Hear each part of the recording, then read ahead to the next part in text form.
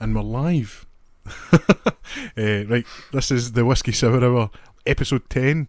I'm Thomas Waddle, and we're joined by Calum Petrie. Thank you for coming on board again today. No, thank you very much for having me. Just always fun to join you on this. Oh, thank you. Obviously, you're on not because it's not like random. Of course, there was a massive Nintendo Switch 2 presentation that I think needs your expert hand to be able to guide us through that, and just a good catch up. Seeing as it is the 10th episode, we've made it to 10, and that is quite the achievement. I never thought I would ever be able to say that we got to 10 episodes. Now, don't get me wrong, I know people are feeling shortchanged with last week, so I'm sure we'll make up for it this one. This will be the Whisky Sour Hours. I think again we'll be back in the cards. So yeah, so just first of all, how you been? What's been happening? Yeah, I'm good. Actually listened to your podcast for the past couple of weeks. I did actually go see something at the Glasgow Comedy Festival. Oh. Did see Mickey 17 at the cinema. I've seen a couple other things. Saw Nice. Black Bag. Nice. Did see Captain America. Won't talk about that. I know that's it. So let's break it down. Who'd you see at the Glasgow Comedy Festival? So my wife got me tickets to go see Tartan Tabletop, which is a Scottish comedy D&D live performance. That sounds very like niche, but I'm all on board with that. I like all those things. It was at, I think it's Boardwalk down Merchant City. It was like one night only, and the venue only had maybe 120 seats, so it did feel like a very small, intimate performance. But an hour and a half to 2 hours, just really kind of guttural, laugh out loud funny, a lot of kind of audience participation and get the crowd going. It was brilliant, and it was not something I was aware of previously, so I will be keeping an eye out for more performances by them. I think they're doing the Fringe this year. That sounds amazing. That does sound really good. And was crowd wise, was there interaction with that, or was it quite? I don't know. Was there much kind of crowd work from them, or how does that work? I don't know. You go to a comedy show to laugh and stuff, obviously, but was there were they aware that you were there, or was it like a play? Oh no, they were very aware. They were looking for audience interaction, and it started off. They got 2 people down out the audience randomly, and they had a roll off of a big, massive inflatable D20, and whoever rolled the highest got 120 quid worth of free swag. Wow. And the other person got a sheet of paper that they were to read out at the end. It was a murder mystery themed D&D one shot, so even the players didn't know who the murderer was, so they would find out at the end when the other person got to shout out the name.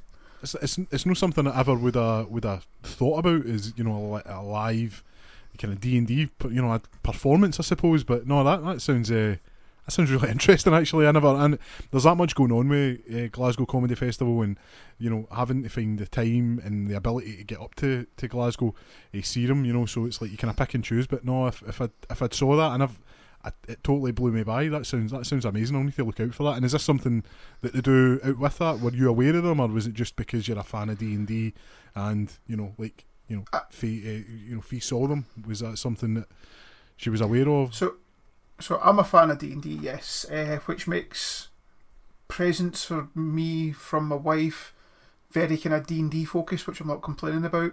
But she wanted to get me something different, so no, I mean the guy I took with me, one of the guys I play D&D with, they've got an event on in Edinburgh on the 18th of this month. They're teaming up with a company called Roll For It, so I think it's another D&D one shot, and then it's 3 hours of open table with board games and D&D and stuff if you want to go and play D&D. Oh, very good. Really enjoyable. And just for kind of interest, what is your character? If you're willing to share, maybe that's a very personal thing to ask you. No, it's not at all. Currently, I'm playing a Gnome Ranger. A Gnome Ranger? A Gnome Ranger based off of Hugh Jackman's Van Helsing. All right. So he's got the Gabriel crucifix gun. Is that what it is? Your shins better watch out, man. I don't know. Headshots will be difficult, I suppose. Then again, our gnomes are they? I've only ever played one game, and it wasn't even Dungeons and Dragons where gnomes were in it. It was Kingdoms of Amalur Reckoning, and gnomes weren't as small as I thought they were going to be. They were smaller than dwarfs, but I don't know. I thought gnomes would be like actual gnome size. So. No, in D&D you've got like kind of hobbits that are about 3.5 to 3 foot, and then gnomes. In fact, maybe gnomes are like 3 foot and below. Halflings might be a little bit taller. And then dwarfs, you get dwarfs, don't you? Dwarfs are kind of similar heights to hobbits. This is going to be thrilling for people I that have no interest in D&D. No, it's one of the ones. It's like, see, when you actually sit down, like, I never thought I would have an interest in it. I played one game and I was like, actually, this is like really, really good. If you've got like a good dungeon master who's basically just taking you in a story, and then sometimes you're that enthralled in it that when it comes to your turn, you're like, oh, I need to go now. Okay, right, I'm going to roll. And it's interesting. It's not always a win. I've actually found myself using ChatGPT and just doing a kind of quick game. Like if I'm bored, because it remembers your character and who you are. Don't get me wrong. I'm basically like playing in cheat mode because I've got like the obsidian blade that can cut down anything, but it still feels quite cool. No, it was something I didn't get into until like 2019. It was a place in Paisley. There was a guy that I went to college with. Hadn't saw him in a few years. He was like, I'm playing D&D on Monday at Comic Crazy. That's no longer Comic Crazy. Well, that has moved, I believe, isn't it? It's like near the train station now. Is that right? Yeah, so that's what it was when I first started playing. But that guy never actually turned up, and I kept going back every week because I really enjoyed myself. Listen, it's honestly, like, if you get the opportunity, because it is difficult to kind of set up, and yourself, games can run on. It's we're not talking like days; it can be years. Like just the amount of times that I said games. Is it a campaign? How would you refer to that? It would be a campaign, I suppose. A campaign, yeah. But for people that are kind of interested in getting into things, probably your biggest ones to you've got YouTube channels and podcasts of like Critical Role. Which have then went on to have like their own Amazon series with The Legend of Vox Machina, and then you've got Dimension 20, which is the other big one. Tartan Tabletop, like I said, their stuff on Spotify is really, really funny. Yeah, but it's very Scottish heavy, so if you struggle with the accent, maybe start on something. Critical Role's done. It's all voice actors. All professional voice actors that started a home game that got brought on. That's a really good one to get into. One of the kind of, if I was going, I know this is kind of went in D&D that we will move on, but I saw, and I can never remember the name of the actress, but she played is it Karen Page in Daredevil? I think she was in True Blood, but she's like explaining to John Barenthal about it, and you see him being sceptical, and then by the end of it they're playing a game and they don't even realise they're doing it. Within a minute and a half, he's hooked, and he's in that mindset, and she's got like, the theatre of the mind thing going on, and exactly that's the example of like a really good DM that can pull you in, and like get your imagination going. Because whenever I try and get my wife interested in joining a game or running a game for her and her friends, she's just like, I've not got the imagination for it. And like that quick example is enough to kind of throw somebody in. It is. It's an amazing clip. Like I'll to try and share it, on the show, just to give people an idea when this goes live. This is they do a really good. We're nearly 10 minutes in. This is a really kind of concise minute and a half. This is how D&D works. But no, that's it. I know something I ever thought would be a thing. So I'll definitely be looking out for that. You mentioned you'd been to cinema. We kind of got to the point in the podcast. Every week we always end up kind of talking about films and. It's just kind of grown arms and legs. I've got people coming up, or you mentioned this film or Severance. I've got a couple of people that have came up and mentioned that they're watching that. So you said you were at the cinema. Any recommendations? Like what have you saw? Mickey 17, I believe you said. Mickey 17, bit hit and miss. It's Mark Ruffalo is like kind of the one. Did you see Poor Things? I did. Absolute gash. Oh yeah, 100%. Mark Ruffalo's just kind of. Just carry the same character over from that into this, and it's just weird and eccentric. And I love Mark Ruffalo. He done I should take more notes, but I never expected to go down this tangent. But he done the TV show where he played like two characters, two twin brothers, and it was like the most depressing thing I'd ever seen, but it was amazingly acted. And he always does like wild swings. Like one minute, like I say, he plays these kind of demented lunatics, and then he plays like really somber characters. It's range, I suppose, but I don't know, man. Like I love Robert Pattinson because of Twilight, of course. No, the Batman, and I was really looking forward to it, but it kind of came out and or came and went. I suppose it never really stuck around, especially with Boon Jong-ho, the director, and just how massive Parasite was. It was a bit disappointing.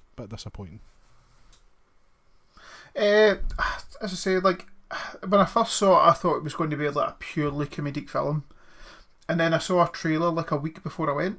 It was like more an action film, and it ended up being neither. It was like a kind of strange dark comedy, but it wasn't the film I expected from either trailer that I saw. Was it that? So no spoilers. Obviously, it's still quite a recent movie, but I like to. Sometimes things can be nasty for the sake of being nasty, and obviously he's an expendable. So the whole point is that he dies, and I'm assuming 17 is how many times he's died. If going by the trailers, is it nasty for the sake of being nasty, or is there actually like a good heart to underneath all the kind of? I'm sure there's violence in it. Is there a heart to what happens in it? Yeah, I would say like a couple of these.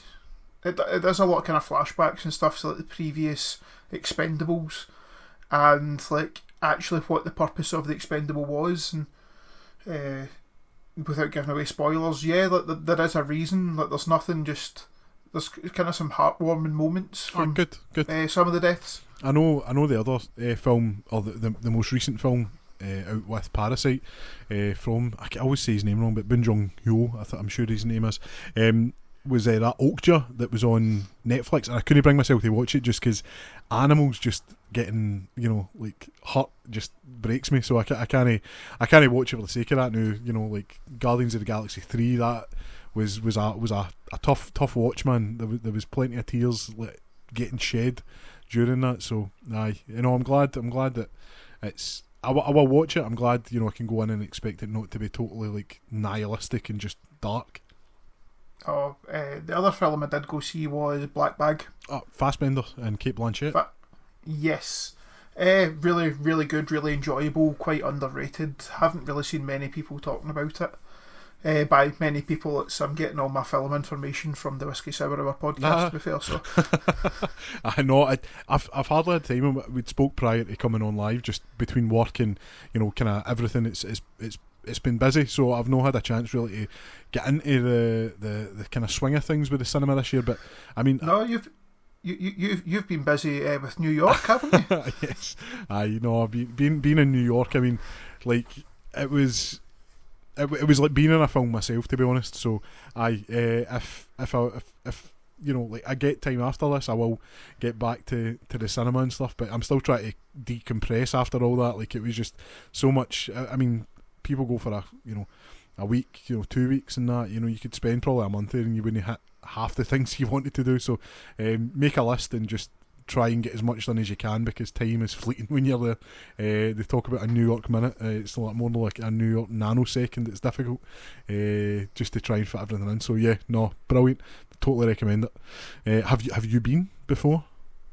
I have not been. It was somewhere I was looking at, but then people were kind of saying it's really good for like a city break or like a long weekend, but that really contradicts what you've just said, so I'm not sure anymore. No, I'll be honest, like if it was 3 hours away, absolutely do like a city break, but if the wind is not in your favour, you could be 8 hours just to get there, and because there's no direct, we're in the west of Scotland, you can go to Edinburgh, but it's an hour to get there, and then if you're direct for it might have to stop at like Iceland or Reykjavik, something. So it's the getting there, but actually once you're there, like getting about's no bother. We landed at Newark, and the return tickets last for like a month, so we just bought a return. It was cheaper than the Stansted Express into London. took money, had a Monzo card, but to be honest, I used my bank card a few times and it was fine as well. So I think everything now is a bit more relaxed about using your cards abroad. Absolutely no issues. I was using my bank card in Thailand last year, my Starling account, and I wasn't getting charged anything for it. So yeah, no, I kind of like the way that's heading. I think it's just the contactless now, but yeah, no, we were doing that. Obviously, it's the culture in New York, the kind of tip culture's there. So just always check your receipts. If there's service charge on there, don't worry about tipping and that. But there was a couple of times I was nearly caught out getting somebody, like £40 tips and that, and I do not have the funds for that. So yeah, no, amazing. But yeah, no, I think.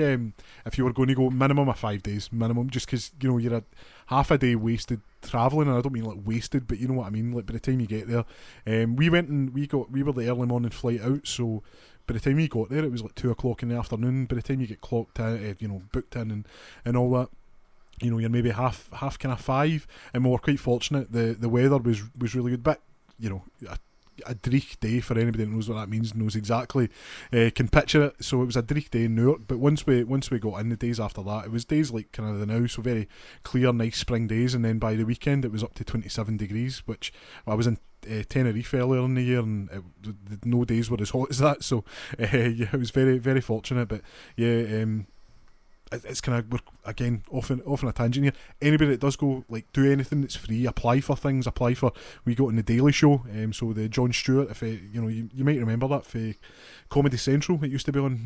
Do you remember that? I do, yeah. Yeah. So we got on that. Just apply for the tickets. You just apply for it, and gets back. You can do Saturday Night Live, but it's always done a year in advance. So for next time, maybe remember that. But Staten Island Ferry's free. The train travel, it's a set price. So if you're going to walk maybe 10 blocks, just walk it. But if you're going for it, you can go for 30 miles. We went to Coney Island, but you could go all the way back up to the Bronx in the D line.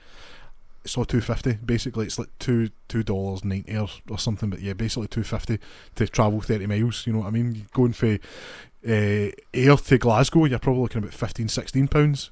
So always just do your research before you go, and you'll be fine. But it can be as cheaper as expensive as you want it to make it.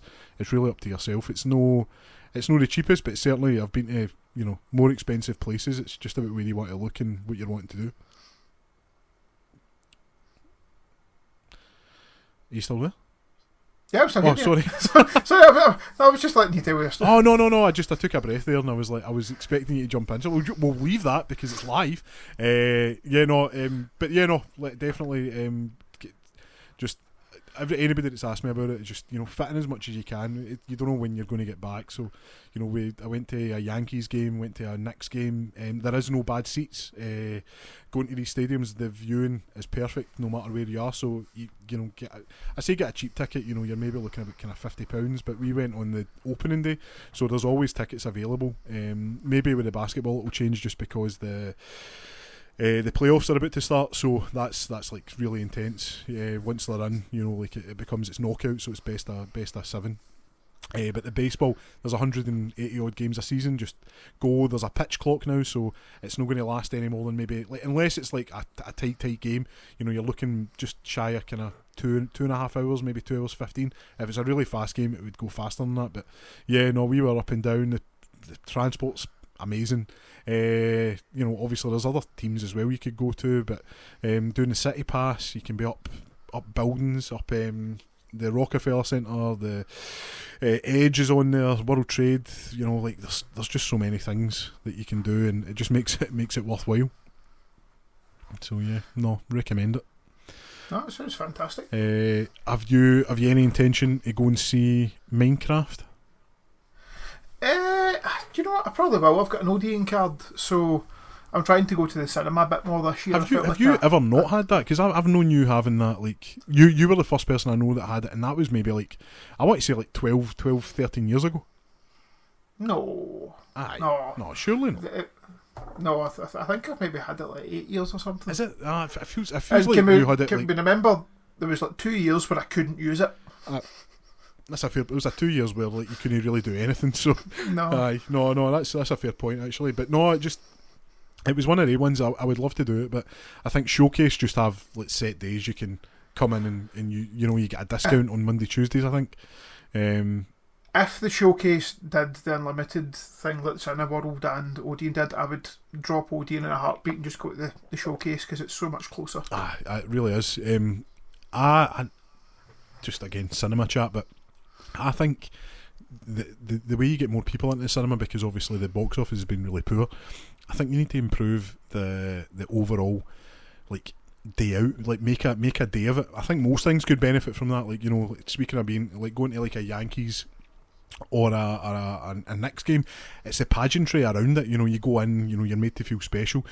You go to like football games here and it's just a case of, right, you're in, pie and bovril, boom, you're out. It's like, no, like add a bit more to it. I'm not saying make it totally American and you need to go like, you know, it's all the kind of cheering and stuff, but you know, like just, I don't know, make it more of an event. And I think going to the cinema, like, have you ever been to the Everyman Cinema? Yes, I went and saw Babylon at the Everyman Cinema. Oh, what a film to see there! I've again, it's one of the ones. It's like I've seen it, and it was only the one time, but it was very intense, shall we say? And going to I've oh no see that main theme, that Voodoo Mama. That's been on loop in my head ever since I saw it. It was one of the ones again. You're talking about Black Bag. It kind of came out, I don't want to say crashed and burned, but it was very polarising. And I think now it's maybe one of those ones in like kind of 10-15 years we're going to look back, it's going to be like a classic. I don't want, maybe even a cult classic. That's what Margot Robbie's come out and said, that she's surprised that it wasn't that well received, and she likes to think that maybe like 10 years down the line it will be seen as cult status. Well, there you go. You know, when she comes on, we can discuss the parallel thinking we had there. But no, it does. It's one of those movies. Can I please be on that episode? Of course, you can mediate it. But no, it was one of the ones when it came out. But you know, you could just tell it was made for people that enjoy movies the same way Once Upon a Time in Hollywood. Like, you can watch it and get an appreciation for it, but then if you actually enjoy like kind of that 70s style and just like movies in general, it just there's an extra level of, you know, appreciation you get for it. So those movies look good. And just a wee sidebar, did you see that they're talking about doing a Quentin Tarantino sequel without Quentin Tarantino? I think he's going to write it, but they're going to do Once Upon a Time in Hollywood 2, but it's going to be like Brad Pitt as Cliff Booth. Like, I'm excited for that. Like, I will be there, but it's Netflix, so you're like, oh, is it going to be second screen viewing? But then it's David Fincher that's directing it, so that's quite exciting. I know. That's what I was like. I was like, oh, it's in Netflix. David Fincher, hello there. Wait a minute, did David Fincher not do Mindhunter? So I was just about to say, David Fincher will literally do anything but make Mindhunter. Like, that's he's, I've not got time, but I've got time to do all these other movies. David, make Mindhunter. I know. Anybody that's not seen that, it's amazing. Exactly what I was about to say. Oh, unbelievable show. But it's one of those ones, again, slow burn. It ends on a cliffhanger almost, so you're like, oh, do I recommend it to people? Because it's very unsatisfying, because you want to see more than it ends. But then everything up to that point, you're like, this is amazing. So, I get that with books, but if we start talking about that, we're never going to get to talk about the Nintendo Switch. I know. That's for, we can do that. A wee addendum at the end. We can add that in. But yeah, no, it's good to kind of catch up. Kind of get a feel for where you are. So, obviously, you mentioned there the Nintendo Switch. I have notes, so if you hear me kind of pausing, it's just because my handwriting's terrible, and you know, I need to look very hard at it. But yeah, so Nintendo, the Switch obviously was announced a couple of months back, but this was like the kind of big blowout. But prior to that, they had a Nintendo Direct, which I think kind of caught a lot of people off guard. Nintendo Directs are how they get their information out to you. It's like usually a half hour, 45 minute, depending on the information. They'll put it on YouTube, and it's basically just a showcase of games, and they kind of hit you hard and fast. But the one in March, it's been one of the better things for the kind of gaming industry recently, because PlayStation and Xbox followed suit and copied them doing it. Yeah. And I feel it creates a kind of bit of a focal point. Yeah. And what people are actually looking for. What I do miss, and I think you can appreciate this, and anybody that's maybe like, you know, in their kind of mid-20s, you know, the E3 back in the day, you know, June was blockbuster. You know, you get to sit down and watch these, you know, big shows. The pageantry we were talking about earlier, you know, it made you feel like, oh, this is dead exciting. I remember my dad used to come in and be like, you know, be watching the Nintendo one, and folk would be like whooping and cheering when, like, you know, like, I don't know, the new COD was announced or something. But I always loved them, and I miss that, but that's just me being an old hat. I do love the directs and the showcases. What's the Xbox one called? Is it Xbox Showcase? Developer Direct. Ah, right, there you go. So yeah, and PlayStation Showcase, is that right? Yeah. Aye. So, but do you not remember like years ago when Xbox managed to get like, did they not have Paul McCartney and Ringo Starr coming out for the Rockstar, the Rock Band? Oh, Rock Band Beatles. Yeah. No, I remember that. And Keanu Reeves. I was going to say Keanu Reeves. For... I'm sure Samuel L. Jackson, for whatever reason, turned up in one of these as well. I don't know why. I just have it in my mind, but I could be, mistaken with that. But yeah, no, like it was always weird when you would see like random celebrities just pop up, and you're like, what is this for? At least Keanu Reeves made sense because he was talking about Cyberpunk at the time. So, aye, it was good. But aye, so the first one that came out on March 27th, it was basically just these games are coming out for the current Switch, which you're like, fair enough, right? But the only really kind of things, and this is what kind of caught me. You've got a virtual game cards is a new feature that can enable users to digitally purchase games more efficiently and allowing them to, gameplay across multiple facilities. So you can basically put it on this little card and you can give it to somebody. Did you see anything about that? I heard about it. Like it's basically the concept of loaning a digital game. Aye. It's rather than that way. A lot of people, I don't do it. Well, no, I suppose I do. Password share. It's like I've got a family group, so it's like my dad, my brother, and myself. And although you have to be signed in to them as like me, so my home console's actually the one that my dad's got, and because I'm always signed in playing games, it doesn't matter. I can still play them in mine, but like you can share them that way. But this actually does sound quite convenient, especially for the handheld kind of side of it. Just putting a card in, and if it has them, I believe it's 14 days. You can loan them out for. Which, to be fair, most games, unless it's like a multiplayer game, you're one and done with these things if you're putting a lot of hours into it. Yeah, true.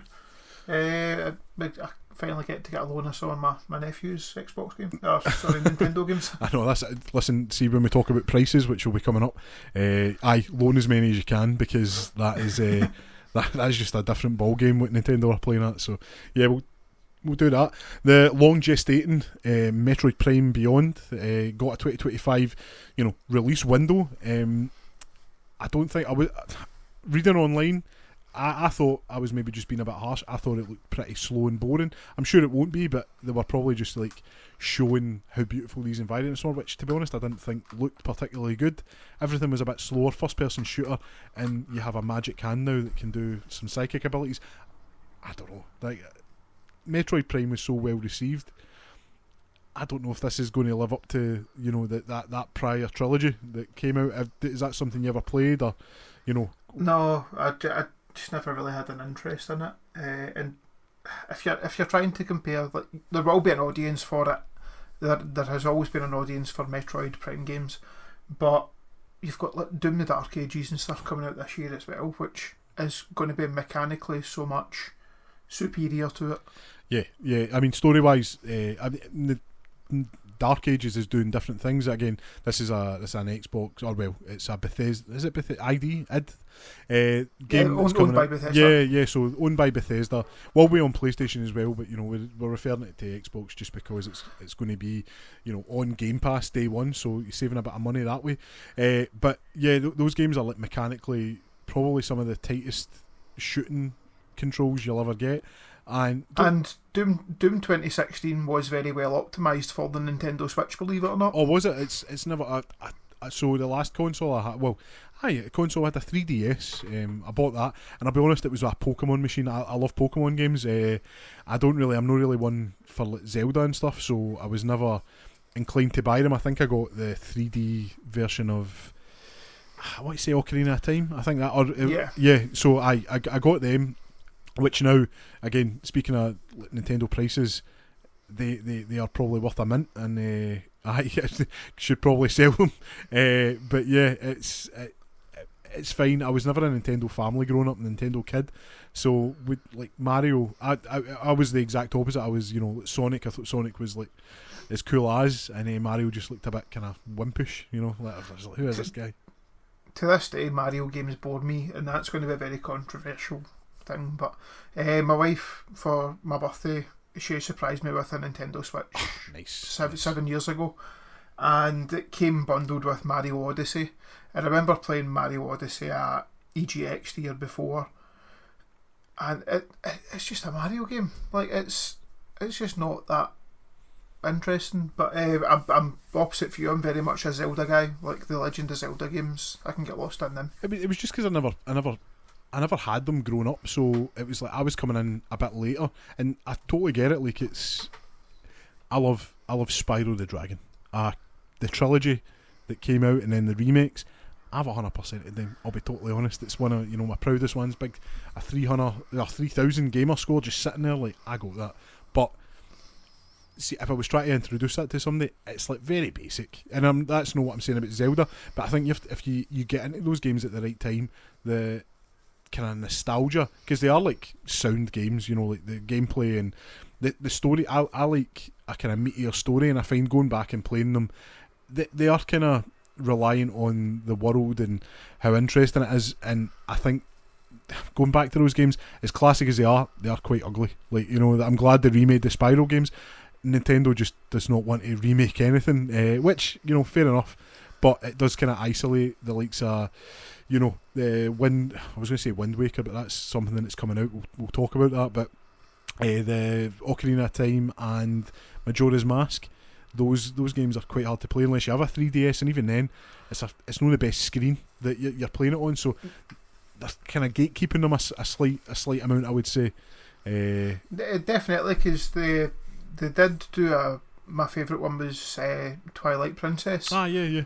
But they only released that on its HD remaster on the Wii U, and that historically only sold 3 million units worldwide. So that's when you see like Nintendo just like it's like the swing for the fences. It doesn't work, and then they come back and it shouldn't work, and then it does. Like I never thought the Switch would be as big as what it is. And it's huge. So I'm not like a naysayer. I'm not like totally against Nintendo. I just think some of the practices are just a bit poor, and it's like they would only get away with it because Nintendo are doing it. I don't think if Sony or Microsoft were to not put any games in sale, or rarely put them on, or rarely ever lower the price, people think that's because it's Nintendo tax that they put on it. So it's a bit poor.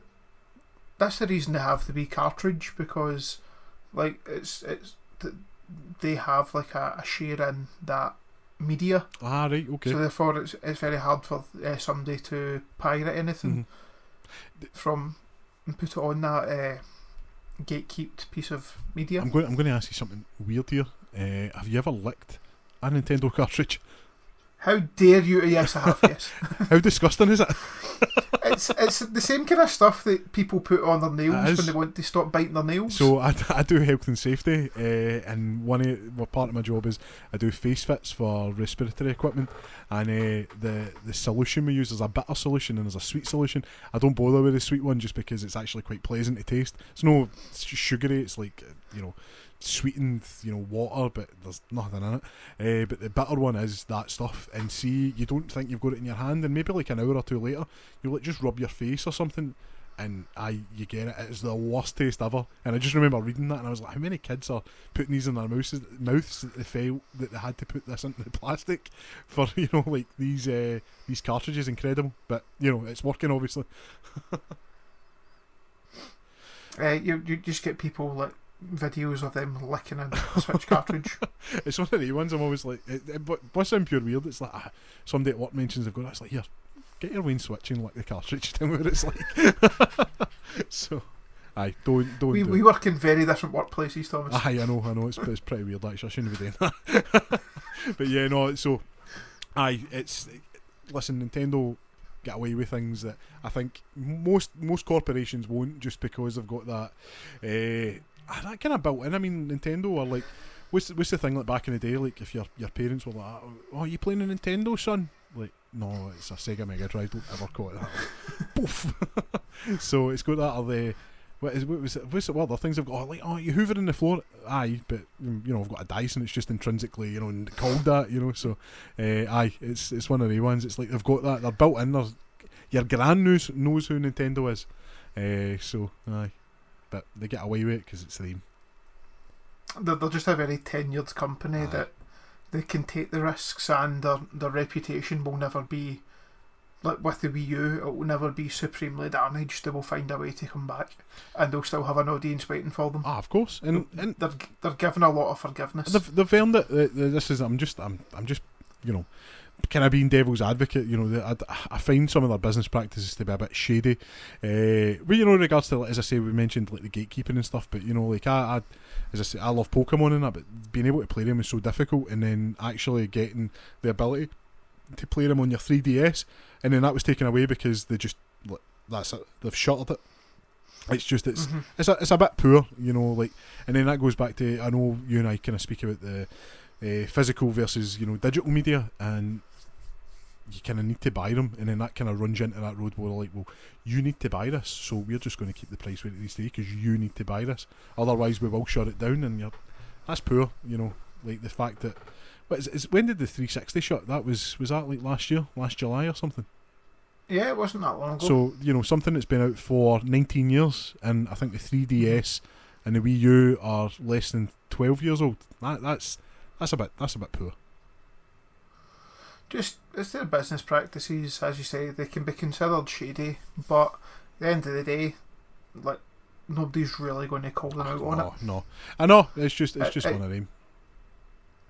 They're just going to create their own market for nostalgia by cutting things off too early. I know.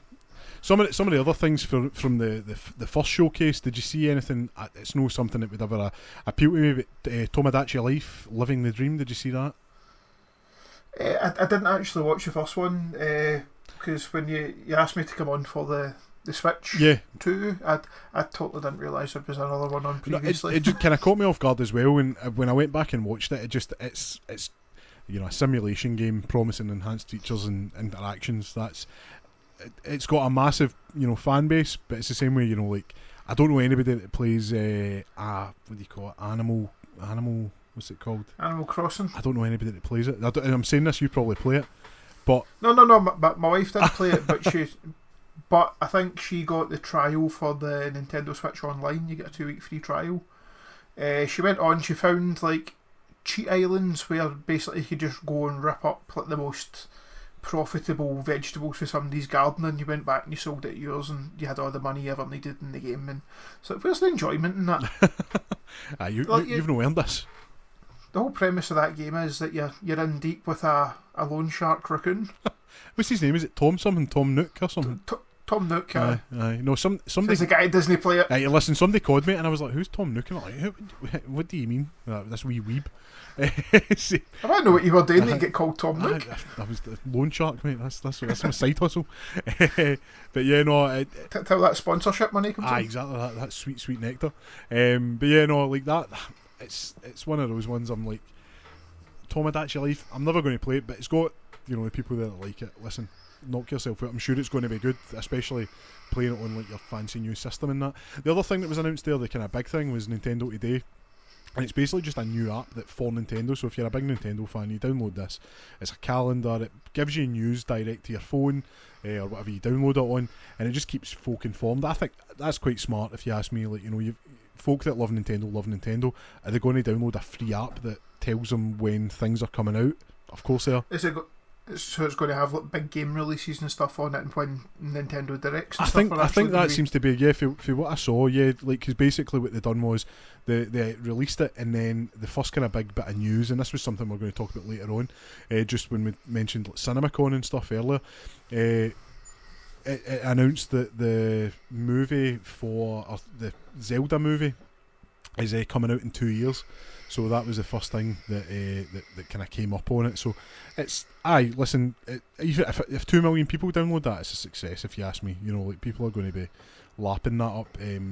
So yeah, I'm just trying to find. I had the exact dates written down for that, and I just wanted to make sure I got it. So Legend of Zelda is coming out in 2027. So it's March 2027. So not too long.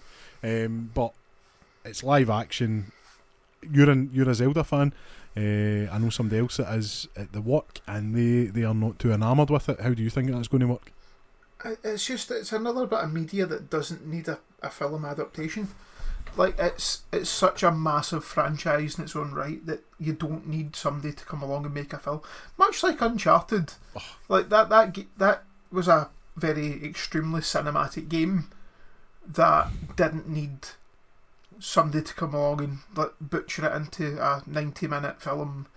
And see, even if they did want to do that, and I get why they did, like you said, it's very cinematic. You look at it and you're like, this would be a good film. It's better to play it, but whatever, that's another conversation. In what world do you think, you know what, Tom Holland's Nathan Drake? Well, this is probably going on a really big tangent, but the YouTube channel, the one that Yahtzee's moved to now, I think you mentioned this before. It's slipping my mind. Second Wind or something. Right. I just watched like one of his video essays literally before I joined you on this, and it was how that when modern games or modern gaming companies partner up to make films, that when have the games actually benefited from it? Like, because over the past few years, like, gaming's now a much bigger industry than movies are. Yeah. Like, for profit, and the fact that you've got interactive storytelling, you have branching paths. You're not just railroaded onto a story that you have no say in what happens.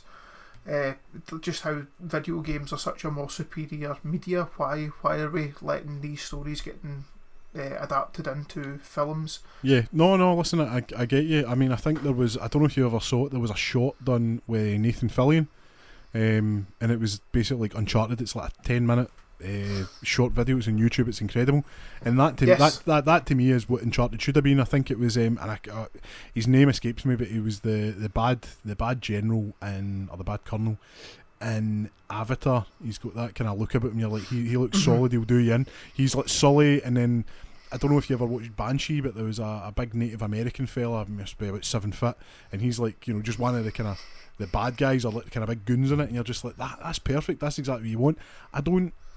Tom Holland should not be in that film, and the fact is they have, and I'm very sensitive about people trying to do a Scottish accent and have one of the worst Scottish accents by some English actor. Poor. It just they have it in the trailer, and I was heavily offended. I had to leave. So the funny thing about that is that at the time that Nathan Fillion stopped doing the voice of Cade in Destiny, so he could go film that short film. Oh wow!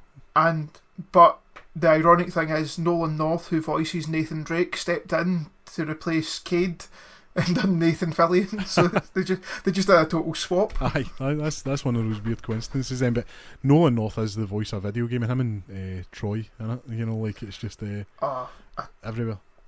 Their YouTube channel I thought was brilliant, and then they just had a falling out, and Retro Replay was like one of the things I look forward to watching every week. I see.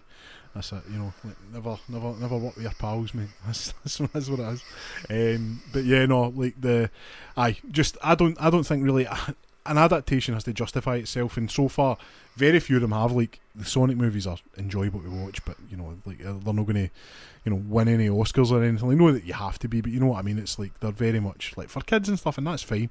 The kind of most enjoyable one I think kind of recently has been The Last of Us. I've really enjoyed that. So the fact that it's back this month even is quite exciting.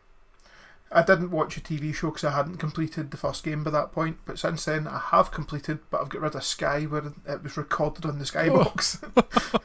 Get a wee Now TV subscription once everything's out, and you can binge it. You can get that done. So I'll do it other ways. Maybe sail the high seas or something for that. Nudge. Yeah. So that's that tangent aside. There was obviously the big Nintendo announcement. So Switch 2. Did you see when it was coming out? Did you go back? Can you remember? June 5th. June 5th. And did you remember the price? It is $449.99, which is about $50 more than what critics and stuff were expecting it to be. So in the UK, it's going to be $399, but there is a bundle, and I think that will take it up to £449.99, and then I think it takes up to $500 basically in America. So, what's your thoughts, like price wise, with that? Are you happy with that? I think it's quite a lot, but it's a more advanced piece of hardware than the Switch we had but to look at it, it doesn't look that different. So you're wondering like where all that extra money is going. The fact that it's the same price as what a PS5 or an Xbox Series X still are, and those are probably still superior pieces of equipment. So I'm not really one for like, I don't know how to build PCs or anything, but did you happen to have a look and see like the kind of specs? Did they go into much detail with that? I don't recall it kind of jumping out. Like I was trying. No. All I really know is it's a bigger screen. The screen's going from like 6.2 to 7.9 inch or something. Yeah, so it's 7.9. It's the actual screen, because obviously you've got the two modes. You've got the handheld mode, so it's like basically your Game Boy, and then you can dock it. So when you're using it in handheld mode, it's a 7.9 inch 110p, 1080p, 11080p. Geez, oh, it's a 1080p LCD screen. Now there was an amended version of the Switch before that was OLED. That to me is a big step down. Like once you go to OLED, you don't go back to LCD. I think that's, I don't know. I think that's wild. I think they weren't expecting everybody to buy an OLED Switch, and for mass production, it's probably cheaper to put out the screen that they've went with. I think Nintendo fans would buy that. I think if it's 50, watch it. They'll release an OLED version. That's what I was going to say. I think they'll do that, and all it will be, I mean, it'll be a bit better. In fact, it's probably just the same battery. Let's be honest, and it'll have an OLED screen on it. I know that one of the reasons I never got one. It has the games I would play, as in like I'm going to get boos and hisses here, but like I enjoy sports games, so the likes of FIFA and all that are heavily compromised in them just because they can't run them. It's like basically legacy games, or it's an update kits and stuff, and I know folk are going to be saying that's what it was like every year. Right, I like it. It's not that bad. It's the big thing that puts me off playing more games on the Switch and stuff is the fact that it doesn't have that achievement or trophy system, which shouldn't really bother me that much, but for some reason you get that satisfaction out of getting that little virtual trophy or that little virtual well done. You've got, well, I mentioned it earlier, like I mean, I sat down and done all the Spyro games, like completed them, each one 100%. You get your platinum trophy, your 3000 G, I think it is, so 1000 G per game. That is good, and I think with the catalogue that Nintendo's got, you could easily set like a team of, say, like 10 people, and you could go back and add them into any. It doesn't even have to be every game, right? You could take your time in doing it, but you could go back and do, because they have their Nintendo Online system, or plan that you can get where you get like so many games. Any of the games in there like should have that, and it would just, I think it would bring more people in, because if you're on the fence, it would be one of those things you're like, oh, you for every, we talk about Xbox rewards, you play games, you get points back, and eventually you can get like a £5, £10, £25 gift card. If they had something like that, folk would go daft for that, especially with a Nintendo eShop. Well, I was playing the other day Brothers, A Tale of Two Sons. I had never played it before. Really enjoyable, like 4 hour long game, and I got to the end, completed it, and realised there was like 3 achievements I hadn't got. That was the reason I went back and played that game again, just to get those extra 3 achievements. It gives me that replay value and gives me challenges to go back and do things. Like, how many times would you go back and play Master Chief Collection to do like the weird playlists and things, like the different orders to play levels in, just for the achievement? Of course, like it gives you massive replay value. But then they've already done things like that. So you're talking about like Master Chief Collection. What you can do with that is you can jump and do playlists, and it's like all vehicle levels for all the games, which is like ridiculously like niche, but it's so good. Like, I just want to play, Halo, the first level, or the first kind of open world level. You do that, it's amazing, and you've got them there in a playlist. Nintendo already done that with the NES Remix. Like, you've got that built in, ready to go. You just stick a couple of achievements on that, and it's like, play the first level in the first 3 Mario games for the NES. Boom, you can do that if you do it under, however, like 2.5 minutes. There's an achievement and stuff. And let's be honest, you can make some really, really, really difficult ones, because those games are brutal. Like, they're so hard sometimes, so you can knock yourself out in that. And see if somebody gets that, they get like beat Bowser on the Bowser playlist, so you fight Bowser, let's say 9 times. no hits. Like somebody's going to be like, I'm doing that, and I'm going to do it with like a Dance Revolution mat. That's how good I'm going to be. So it's crazy. But it's the reason I've never went back and played Breath of the Wild after I completed it. But why would I? Like, I've completed the game. I'm not really fussed about hunting down 300 little hidden sprites throughout the game. But if there was an achievement for it, I might be more tempted. Well, that's one of the things I think PlayStation does really well, because even Xbox doesn't do it. Obviously, we have a really good backwards compatibility with Xbox, but there is no achievements in the older games. What's the first thing you do when you boot up a PlayStation? And for instance, I downloaded Medieval 2. You play that, you get achievements for it, and straight away you're like, I'm quite excited. Sorry, Sony fanboys are going to be freaking out. You get trophies for it. I can see it. I can see my screen melting. You've just lost that PlayStation sponsorship. Damn it. But yeah, no, PlayStation trophies are baked into these games. So I don't know how difficult these are. I struggle to put these podcasts up and edit them properly, So it's like, I don't know if it's just a case of changing a bit of code, or if it maybe changes. You changing that bit of code is a domino effect, and it makes the games just worse in general. But I think if you add that in, certainly like people that are on the fence are just, let's be honest, achievement hunting's a thing. It would make you want to play. I remember you had a go at me one day. Logged on. It was like the first of the month, and you sent me a Snapchat. And you're like, just going to go and check the leaderboard, and I had 1,000 gamer score already, and you're like, what the hell, man? What is this? What have you done? I can't even remember what was it you played to get that? Because that's quite kind of good going. Oh, it was like a game that just came out on Game Pass. I remember they were talking about it. It was made by like one young lassie, and it was. Do you know what? I can't remember the name of it. You can add that into the show notes, I remember. No, I thought for a minute you were going to say something like Still Wakes the Deep or something, which was something I was very high on. So, I thought it maybe be that, but nah. But you get them, but like you're saying, you get benefits for that. It's not just a case of, you're doing it. It's like, you get like points back. I mean, I think I want to say something like, say like 1,050 points away for like £10 off. So, like, you can damn right believe that's getting put onto Grand Theft Auto when it comes to, because I have a feeling it's going to be like $80. I'm looking at my reward points right now. 84,500. If I get to 89,000, I've got £3 gift vouchers. 3? Jesus. You need, but the level I'm at, if you get, I think it's about 28.5 or 29,000, you get the £25 voucher. That's wild. So there you go. That's you're nearly there. Just keep saving up for my next Xbox. Exactly. I remember like game again, tangents here, but the game cards I used to like have like a ridiculous amount on that. Like I remember I bought like I think it was a 3DS actually in 2016, and I had money on my game card, and went in to buy something.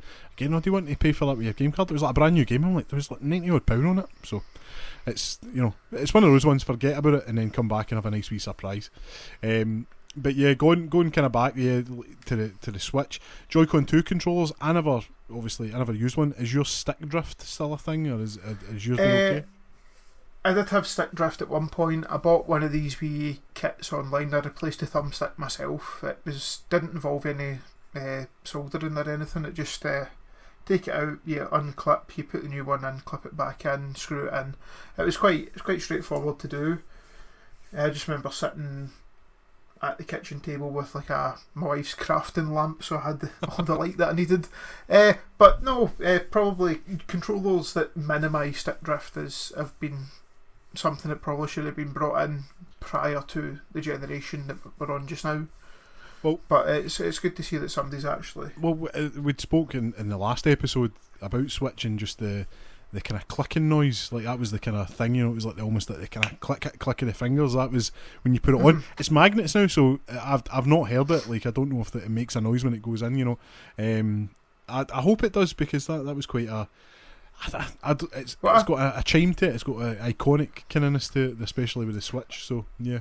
I thought they were going to change it a wee bit, because obviously you had to click it in and it made noise. It was almost like a snap of the fingers, but with the fact that it's now magnetic, I thought it was going to change to like a kind of clapping noise.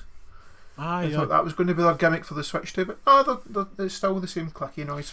Listen, I think the kind of tagline, so you see the big posters for Switch 2 when it comes out, and I think the tagline for it's going to be, if it ain't broke, don't fix it. It's a Switch and more. That's what it is. It's a bit bigger, probably a bit better put together, maybe a bit more premium. The Switch was more robust than a Fisher Price toy, so it's designed to be launched about. So it's my VTech then is nowhere near the level of this, is what you're telling me. I hate to break it to you, Thomas. Damn it.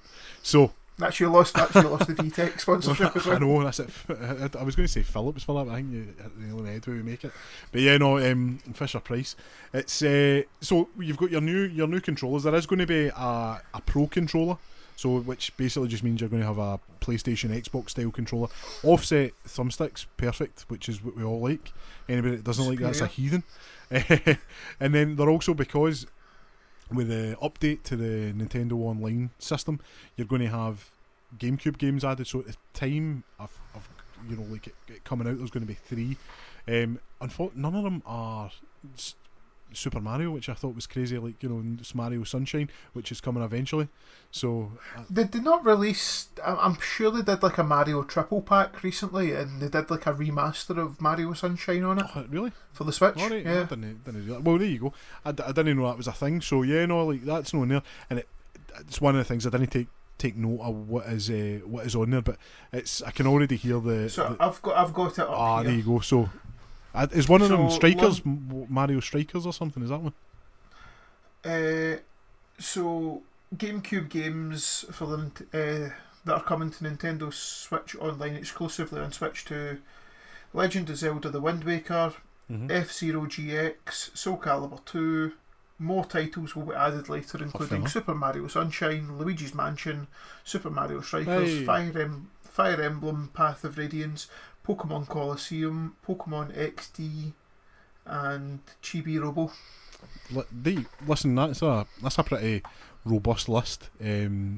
I think I bought a GameCube, by the time the 360 was out, and I was working, so it must have been like 2010, 2011, and Soul Calibur I got with it, and it was always the one, because obviously you had Link for Zelda in it. It was always the one that you would see advertised everywhere, although it was on like Xbox and PlayStation. I think it was I was going to say Heihachi, which was my terrible Tekken pronunciation back in the day, and it just sticks with me. It's Heihachi. And was it Xbox had Spawn? Is that? Yeah, they had Todd McFarlane's Spawn. Mm-hmm. So there you go. So you've got. Which I have to say, out of a lot of them, Heihachi's the kind of run probably third place out of those three special edition characters. All I can think about Heihachi is he's got those weird, like, and I'm saying that like I mean they're weird because of the way they look, but it's those weird like Japanese like wooden shoes with the kind of 2 bits that you used to kick you with them, and I used to think I'm not getting kicked off them. That is brutal. So he is the poorest, because like, what weapon does he use as well? I can't even think. Is he slipper? Hit your lead to that. My mum would be able to do that. she'd be lethal. It's like a boomerang. But you've got Spawn, you've got Link. Oh no, was it the next Soul Calibur after that where the Xbox had like Yoda? Or something? So there was Yoda, and I think PlayStation had Starkiller or Vader. Or Starkiller was in them both, but Vader was in the other one, and then I think Geralt for The Witcher was another one. It's one of those weird ones, and then Mortal Kombat, seen that and just thought, like, hold my beer, we're going to get every kind of mad character you want and get them in. So let's put Rambo in a game. I know, and the Terminator. I think the Terminator's obviously Arnold Schwarzenegger was in it, and then you've got Robert Patrick as well as the T-1000. It's crazy. So I know in Injustice 2 you end up getting like Hellboy and the Teenage Mutant Ninja Turtles and stuff in it. I know, unfortunately not Ron Perlman that was doing the voice, but here we are. We're complaining now about Hellboy being put in a game. Yeah, it's wild. But yeah, so you're going to get that. But one of the things I saw with the GameCube is the GameCube games, there's going to be a GameCube controller that you can buy, but it's only going to be available for people who buy or are subscribed to Nintendo Online. Did you see that? I saw the controller, but I don't remember that it's only available to people. Yeah, no, it's well, to be honest, the only way you can play the GameCube games is through your Nintendo Online subscription. but it's just, it's again, you can't buy that. But the Nintendo controller for all what was it with Nintendo and the GameCube and the N64 controllers? They were pretty, Frankenstein monstrosities. But the actual GameCube one was really comfortable. I liked the kind of shoulder buttons on it. But you think they would have that for every? You could just go out and buy it because it would sell gangbusters, man. That would do crazy. I'm pretty sure I'll get my GameCube behind me in my wee office here. Aye, the lunchbox that you could carry, it was great. But yeah, the handle on it. I know. Well, you can use the other thing with the controllers. Obviously, you can buy a Pro controller, but you're giving up the ability to use the Joy-Cons as mice. Did you see that? Yes, weird, very weird.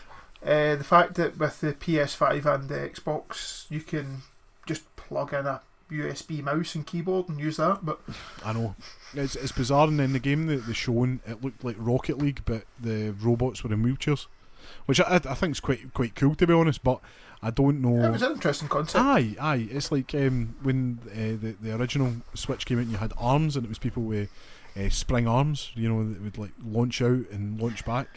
That was quite cool.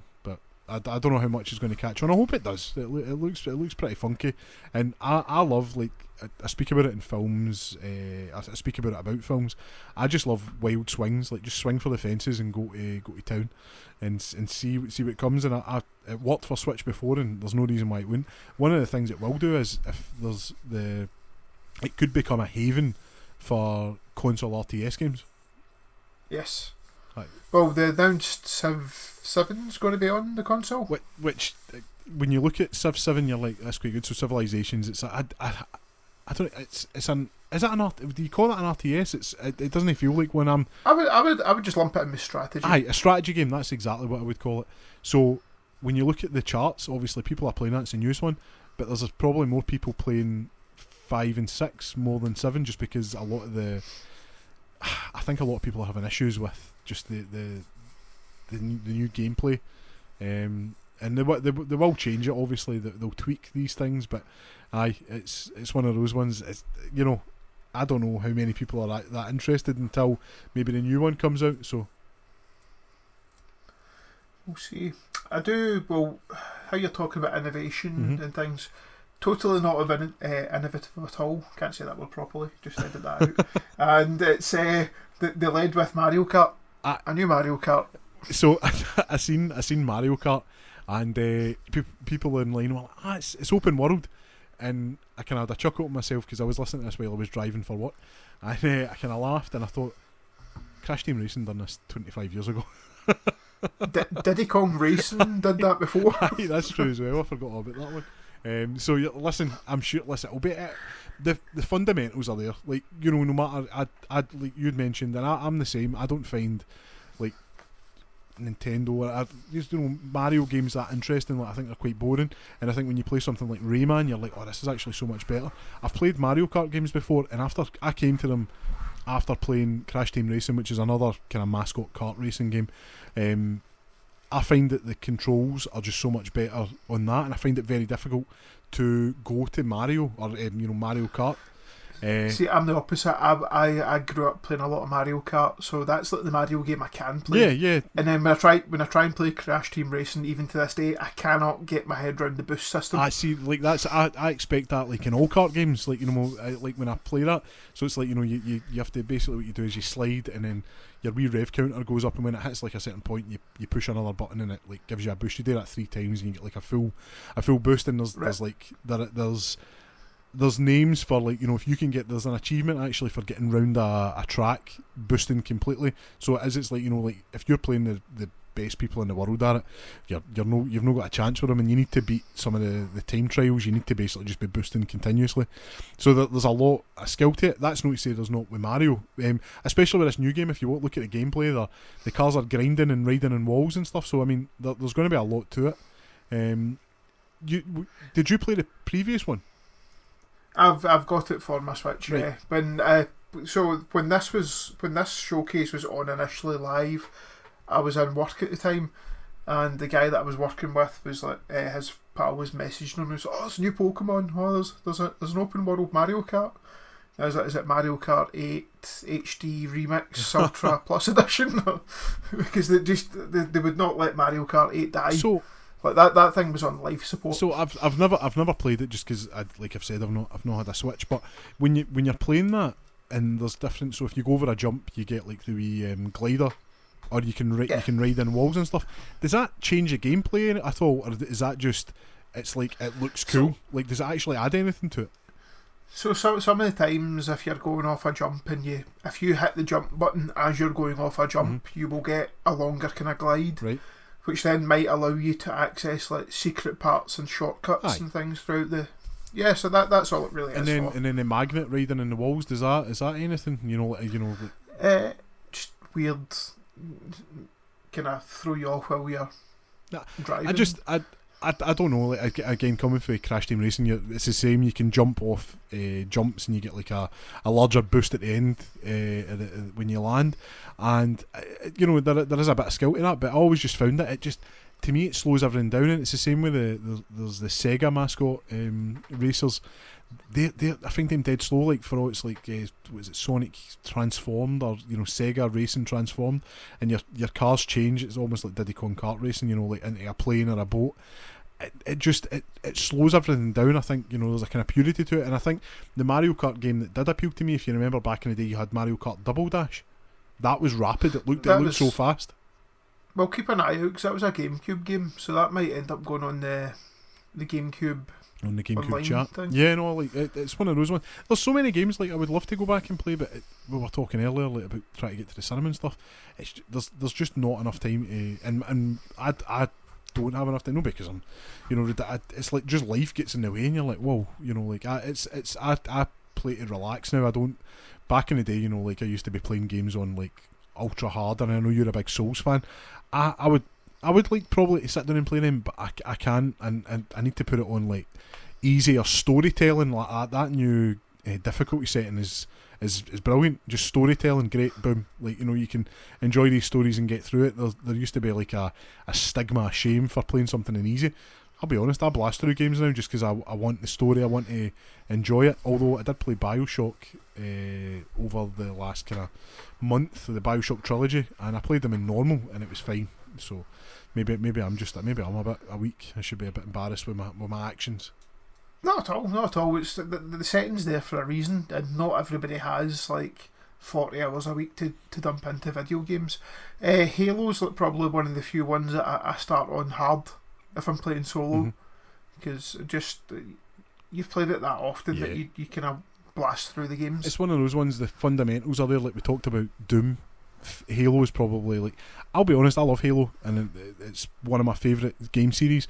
I think the stories are not the reason that I play it. I think the gameplay and the combat arenas you're in are the reason I play it. That's the big set pieces rather than the overarching story, like the mission in Halo 3 where you've got to take down the two scarabs at once. Yeah, the Hornets. That is one big set piece that I remember more than what the storyline was at that point. Yeah, no, I love it, and it's probably going to be one that's when it goes to PlayStation. Like it'll be. Hopefully they announce a new one, because like I enjoyed Infinity. I thought it was good. I really like 4, and I think we've spoken about it before. I love 5, but the marketing campaign mishandled that. You were talking about Mickey 17 and how it wasn't what you thought it was going to be. Halo 5 was not what anybody thought it was going to be, and for the, I think they didn't. Anybody that played it, it wasn't what they thought it was going to be for the better, because the marketing campaign was terrible. Yeah, I think we possibly spoke about that when I was on the last episode as well. But we spoke about like the Hunt the Truth podcast, and they built like this background of media, and like the build up to Halo 5 was absolutely phenomenal. And then the game, I wouldn't say the game was trash. The game was quite mediocre, and it was the one that 343 really wanted to kind of put their mark on, because they thought they thought they were riding the coattails of Bungie with Halo 4. But apparently Infinite's got a multiplayer to the campaign now, so maybe we should jump on at some point and actually. Oh, I didn't know that. Aye, that'd be quite cool. Yeah. It's just one of those ones, isn't it? You know, like just when you see what they're doing and how well the likes of Sony and Nintendo, especially, like we're talking about them, just handle their IP. They treat it with reverence. It's, you know, you were saying there about Mario Kart. When was the last one out? It came out in Wii U, didn't it? I think Mario Kart 8 was Wii U, and it was the only one for the entirety of the original Switch. So there you go. That's like what, at least 12, 13 years old. And then Metroid Prime, I think the trilogy was wrapped up by 20. I'd say 20, wasn't it? It was 2007. I think it was wrapped up by. You know, so it's crazy. And then when you know, like, I don't know, when the new God of War comes out, it's going to be amazing. Same with Halo, like we were talking there, Halo 5, it was dead exciting, but it just kind of ended with a damp squib, and then Infinite getting delayed for a year was poor. But so the fact that sorry, it sounds as I'm going to come out with something very whimsical to say here, but it's not. I think the big switch for the Halo franchise, we're supposed to be talking about Nintendo, but we will, I've got it here. But it's what you said, like they focused more on making Halo a story-driven game rather than a set-piece-driven game. So I think the levels have revolved so much more around a story rather than objective-based. Yeah. I mean, like you were saying there, thinking about like levels in Halo is just there is story moments. Don't get me wrong. The first time you meet the Flood, all that kind of stuff. And Halo 2, you know, like when the civil war breaks out between the brutes and the elites, amazing. Like, and Breaking Benjamin's blasting, and you're just, you know, like it's amazing. I knew you were going to say that. I know.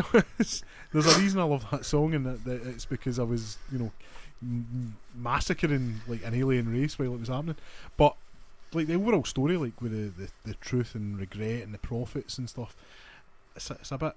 I'll be honest, it's a bit mediocre, but I love everything else about it. The art style, especially like 4 and 5 had a really good art style, and I think it looks too cartoony now. That sounds really weird, but I know I'm in the minority with it, but I really liked the way like 4 and 5 looked, and the kind of armour and the kind of underlayer and kind of stuff. But listen, it is what it is. You kind of let these things go, but the way things are handled, as I say, maybe there's a reason Nintendo are like so revered, and it's just because of how much reverence they have to their IP. And as I say, Sony are the same. So going back to obviously the controller itself, the C button. Did you see that when you were watching it? Yeah, the C being chat. Aye, I know. Nobody saw that one coming because obviously you had the C stick on the GameCube, and I thought, is it going to be something to do with that? Is it going to be like one of these buttons that actually you can kind of press down a little bit and, you know, move? Is it going to be like a nub? But no, it's for enabling voice chat through a built-in microphone, which actually sounds really interesting when it's not just chat; it kind of filters things out as well. So yeah, it comes with a camera. Yeah, I don't know how much I feel about that, to be honest. It's Piranha Plant style, but I look at it, you know. But to be honest, I'm surprised it wasn't marketed like that. I don't imagine that. But it's Xbox One get released. Xbox got absolutely slated for. I suppose you had to use the Kinect 2.0 and. Aye, it was more about the way they handled that. I don't think anybody had complaints about. Oh, you know, like, because there was nothing cooler than walking into your room and it recognising you. But I think it was because it was just written into the system. It had to be used, and we can't take it out 2 years later. We can actually take it out and the system will run a bit better. Okay, right, cheers for that. Thank you. But I can't wait for all the conspiracy nuts to come. Like, I'm going to put black tape over my C button because that's how they're going to listen to you. Sell your media, sell your voice. The actual voice, it kind of filters out background noise and stuff as well. That was cool. That is quite cool, because how many times have you been in a chat and it's just like.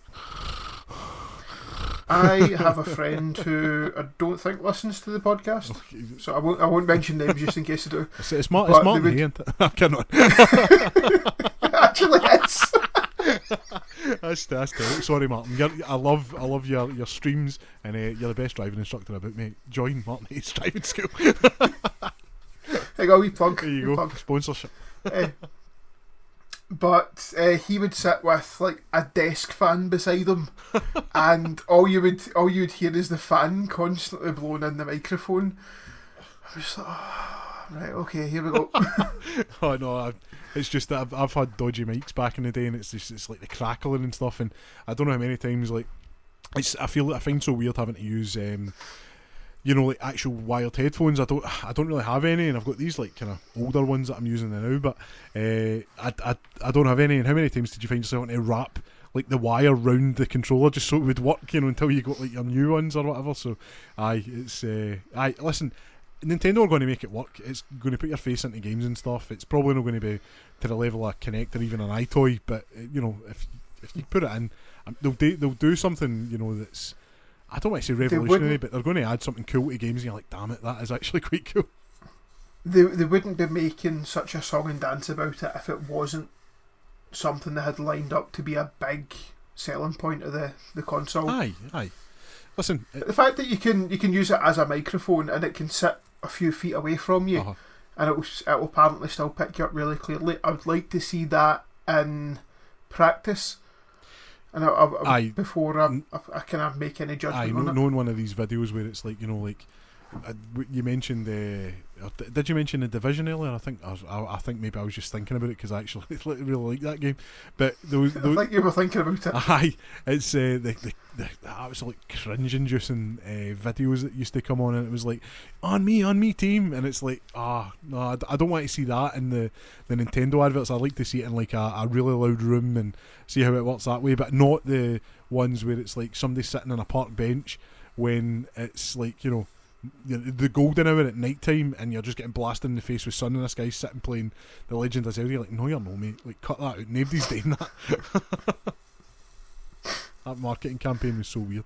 Taking it to parties where you get laughed at for that. So that's the kind of overview of the Switch. But there was some games that, like, we'd already mentioned the Mario Kart world, and we'd mentioned Metroid Prime Beyond, which is coming out for Switch, but it's the usual. You're going to be able to buy it, which is fine.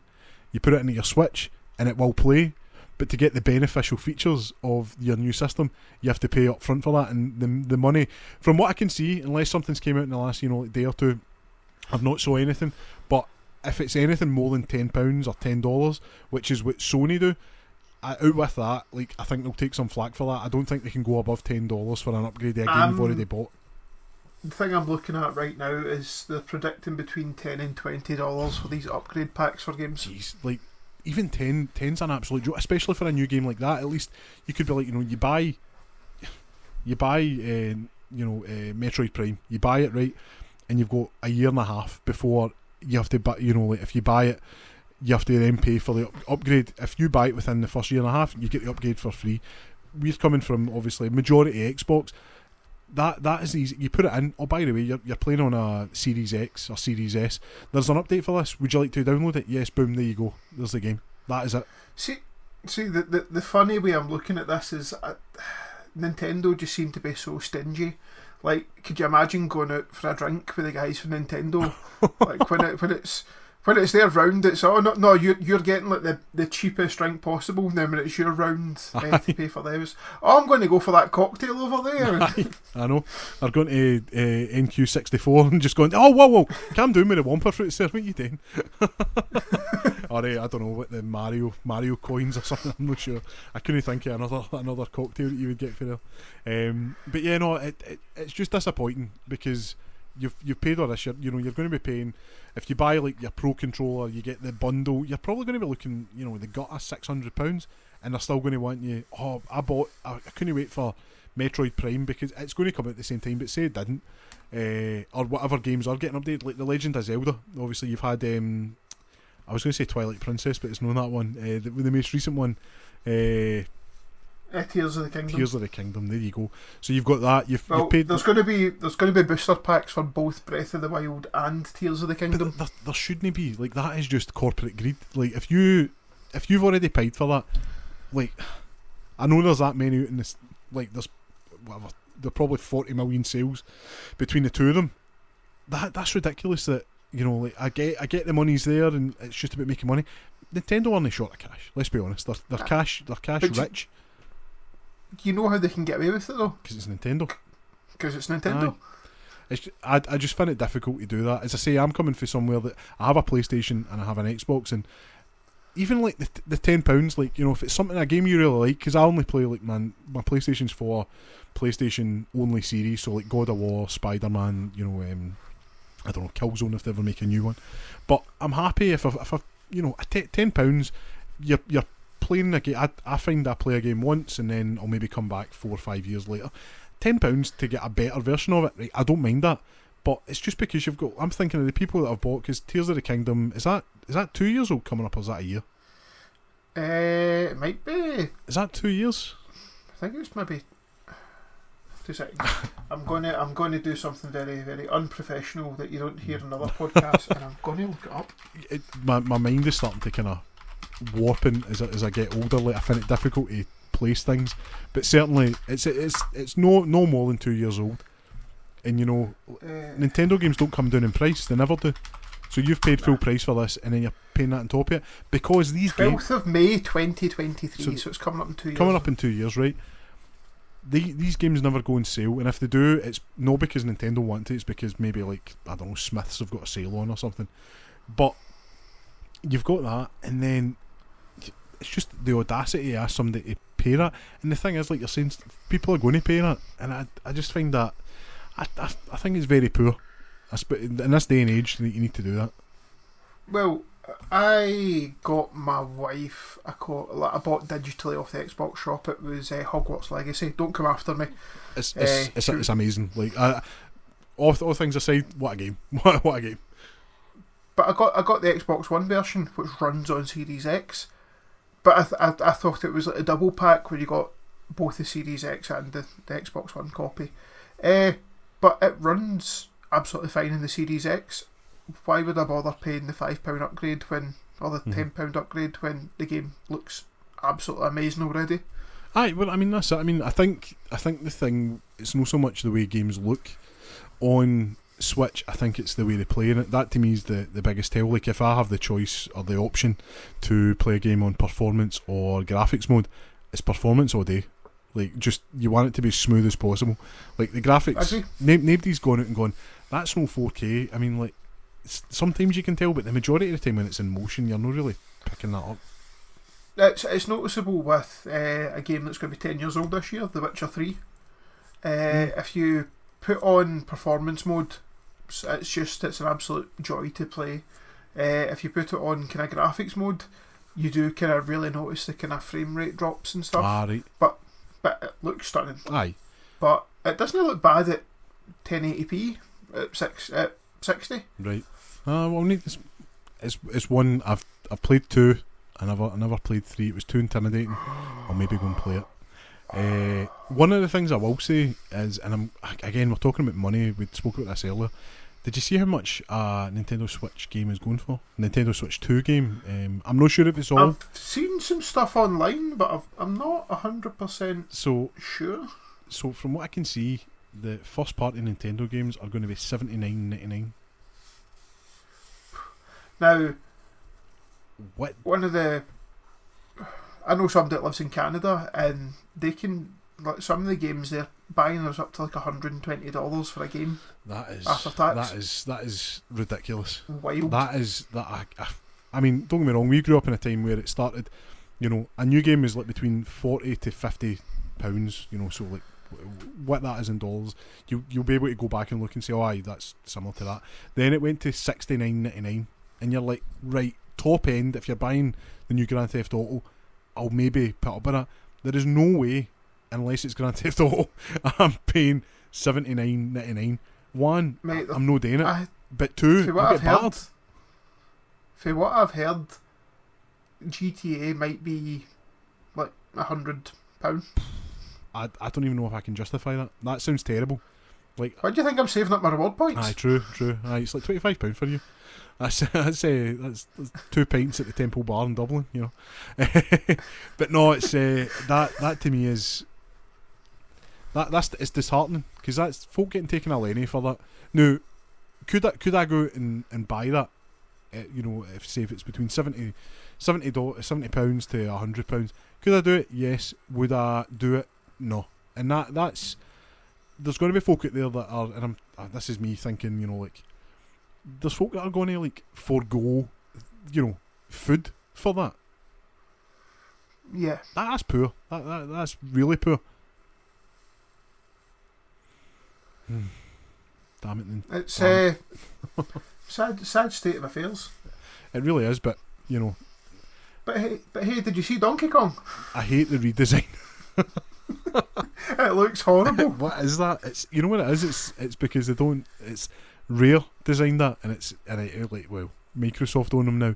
But that to me is like Donkey Kong. Like even the old one looks goofy. This new design is horror awful.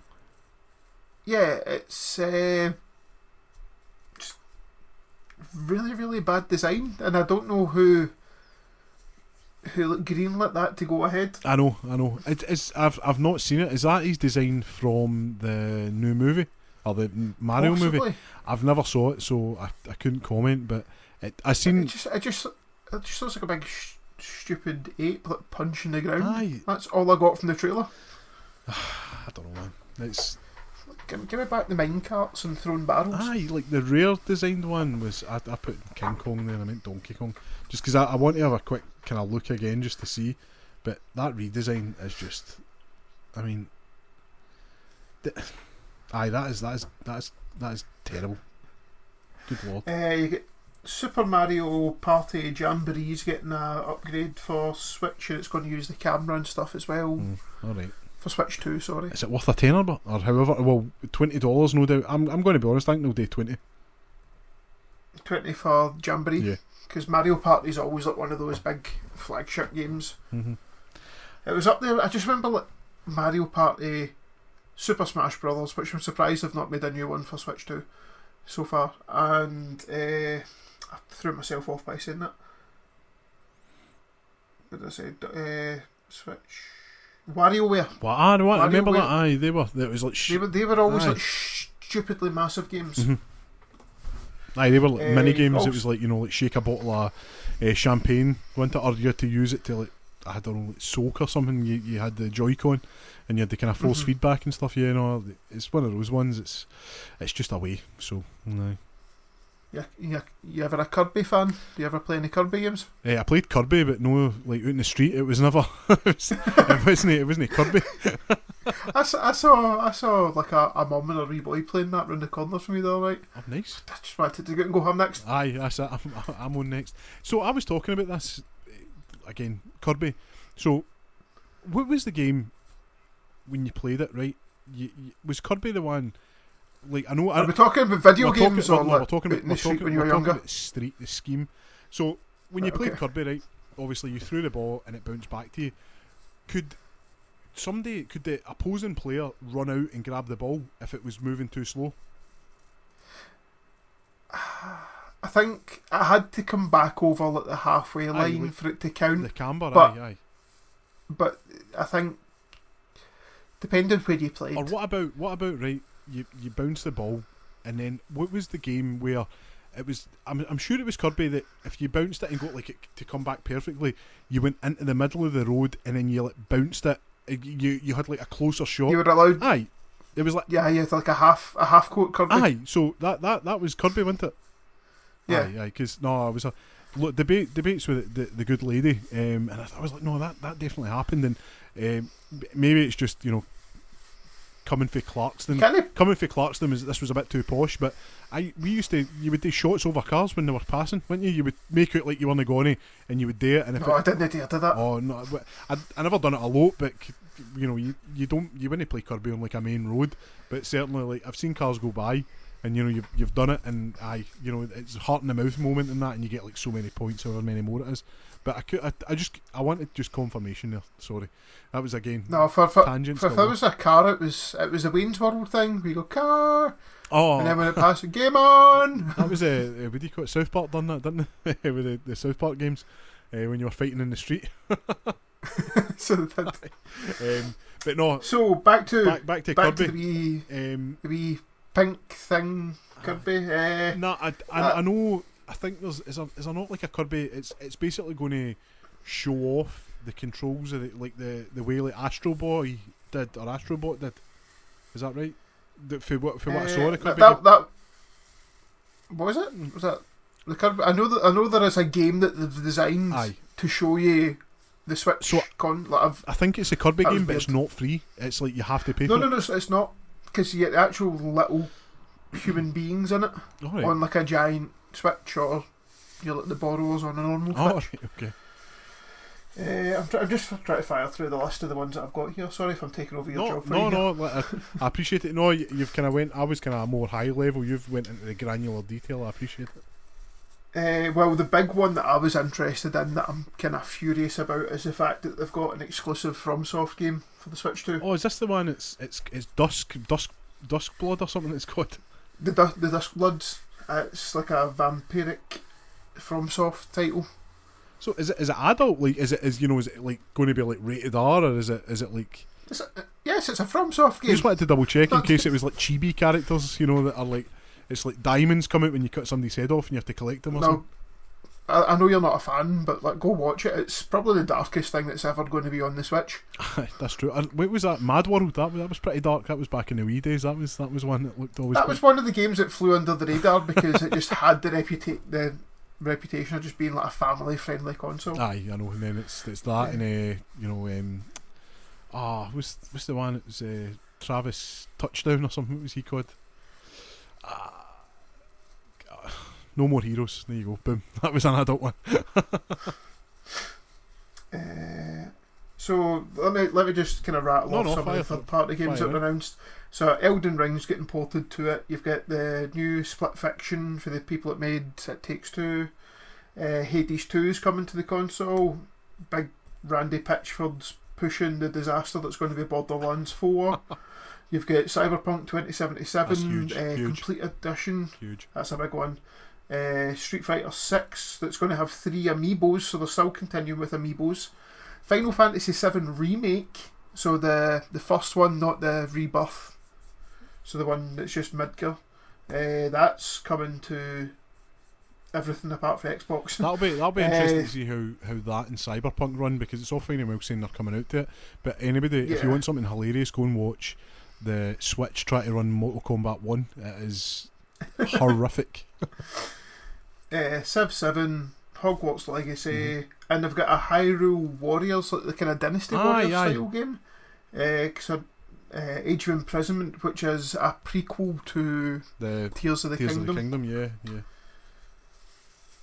And it's canon this time. Oh, so right. It's so the last Hyrule Warriors game was a fever dream where you could have all the different links fighting, but this is actually a canonical game to tie in with the. That's quite interesting. I think I love like expanding if it's justified. And I remember seeing the kind of Dynasty Warriors, which basically, you say anybody that doesn't know what that is, it's basically just one man armies killing a massive army. That's basically it. It's like somebody with a big staff and there's like 1,000 characters on screen. This is just the Zelda version of it. But to make it more friendly, you never killed people. You had a KO counter. It was never a kill counter. There you go. So you KO like 2,700 people in a fight. Aye, it was always one of the ones. It was always dead impressive when you saw it, but I think it was like that. It was like a mile wide but an inch deep. There was nothing much to it, it was quite shallow, let's be honest. That's it. So hopefully like that one's good. The fact that it's part of the story as well, I think people kind of go daft for especially the new Zelda stories, the Tears of the Kingdom. It's probably not as in depth as other games, but it's a lot for what the Zelda games are. So any more information in that kind of world and the what is it called, the Cataclysm or something happened, because there's like everybody's away or something, isn't it? So have you ever tried to look at the canonical timeline of Legend of Zelda? Absolutely not, because I struggled with Tenant. I don't think I'm going to be able to do that. Oh, Tenant's got nothing. So like if you were to put Zelda games in order, it starts with like Skyward Sword, which was the one for the Switch, right. And then it goes, I think there's a couple, but the big branching points when it hits Ocarina of Time, because then it goes into 3 branching timelines where you've got like if Ganon won, And then it's the you've got most recent ones, as I take it, yeah. I can't even remember, to be fair, because they released a Hyrule Historia years ago, so it's probably not up to date. But then you've got the timeline where I think you defeated Ganon, but you get sent back to be a child. So the world kind of never changed, and then you got a timeline where you defeated Ganon and you stayed an adult, and that branches off into the 3 different timelines. Well, it's interesting. I'll maybe have to go and read that, but I love a good bit of lore. But yeah, no, that seems quite intense. But listen, if you enjoy it, that any more story is always a good thing. So I would take a Kingdom. I was going to say a Kingdom Hearts, a Dynasty Warriors game. No, Kingdom Hearts is even worse. I don't even talk about it. Stop. Haley Joel Osment, what you playing at? So, it's those games. It's going to sell. Like I did not think the Switch would be as big, especially coming off the Wii U. This is going to go crazy. Like kids are daft for it. And it's the only thing that worries me is that it's coming out in. Like 3 months. 2 months. 2 months. Yeah. We're now in April. I know. Sorry, I'm still. My head's still in March. So if you're. So we're at the very beginning. It's coming out at the end of June. So yeah, you probably get 3 months. Kids are going to want that, and parents will buy it, but that's quite a big ask for like £400 to. I think it'll be one of those ones. People that want it will get it first, but I think like hopefully the majority of families take their time. They don't put themselves in mega debt for it, and you'll probably find it'll have a great launch, but it's going to have the legs to go on. Like I mean, the Switch is just constantly selling. The only reason it's kind of dropped off is because they were talking about this, and that's why I think Nintendo held off long enough, because they were making that much money on the Switch. Why would you make another one? Apart from the game's not running well, it does everything you need. So. Sorry, I've just looked over and I've scrolled back up the page that I've been reading, and that stupid Donkey Kong's there. Oh, mate, it's his eyes. I don't know what it's the darkness in his eyes. Like I know that the original one had that, but I hate him. I hate him. I think of Donkey Kong, he looks very stern and he looks a bit pissed off. Aye. Oh, sorry, annoyed. Don't when you're having to put that explicit logo in there. I've not done that. No, but we should be fine. But he's just got this big like daft grin in his face now. Aye. Ach, nah, I don't. I'm not enjoying it. So overall, I'm not going to get it anyway. No. I'm not going to get the Donkey Kong game if I get the new Switch. No, we're not doing that. Like, what's your overall thoughts on it then? Are you, as somebody who's probably more closely related to it than I? As I say, I wasn't big in Nintendo growing up, but I've had Nintendo consoles in the past. Are you happy? Are you happy with what's been shown?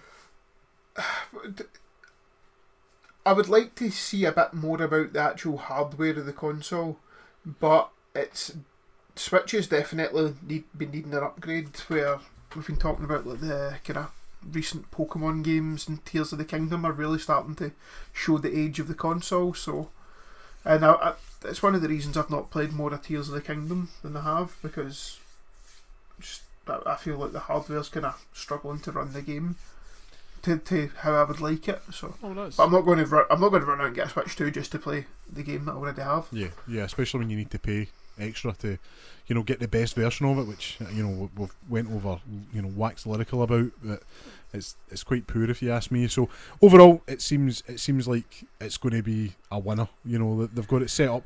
There's no reason why it shouldn't. But listen, stranger things have happened. I still think they should be putting Titanfall 2 on it.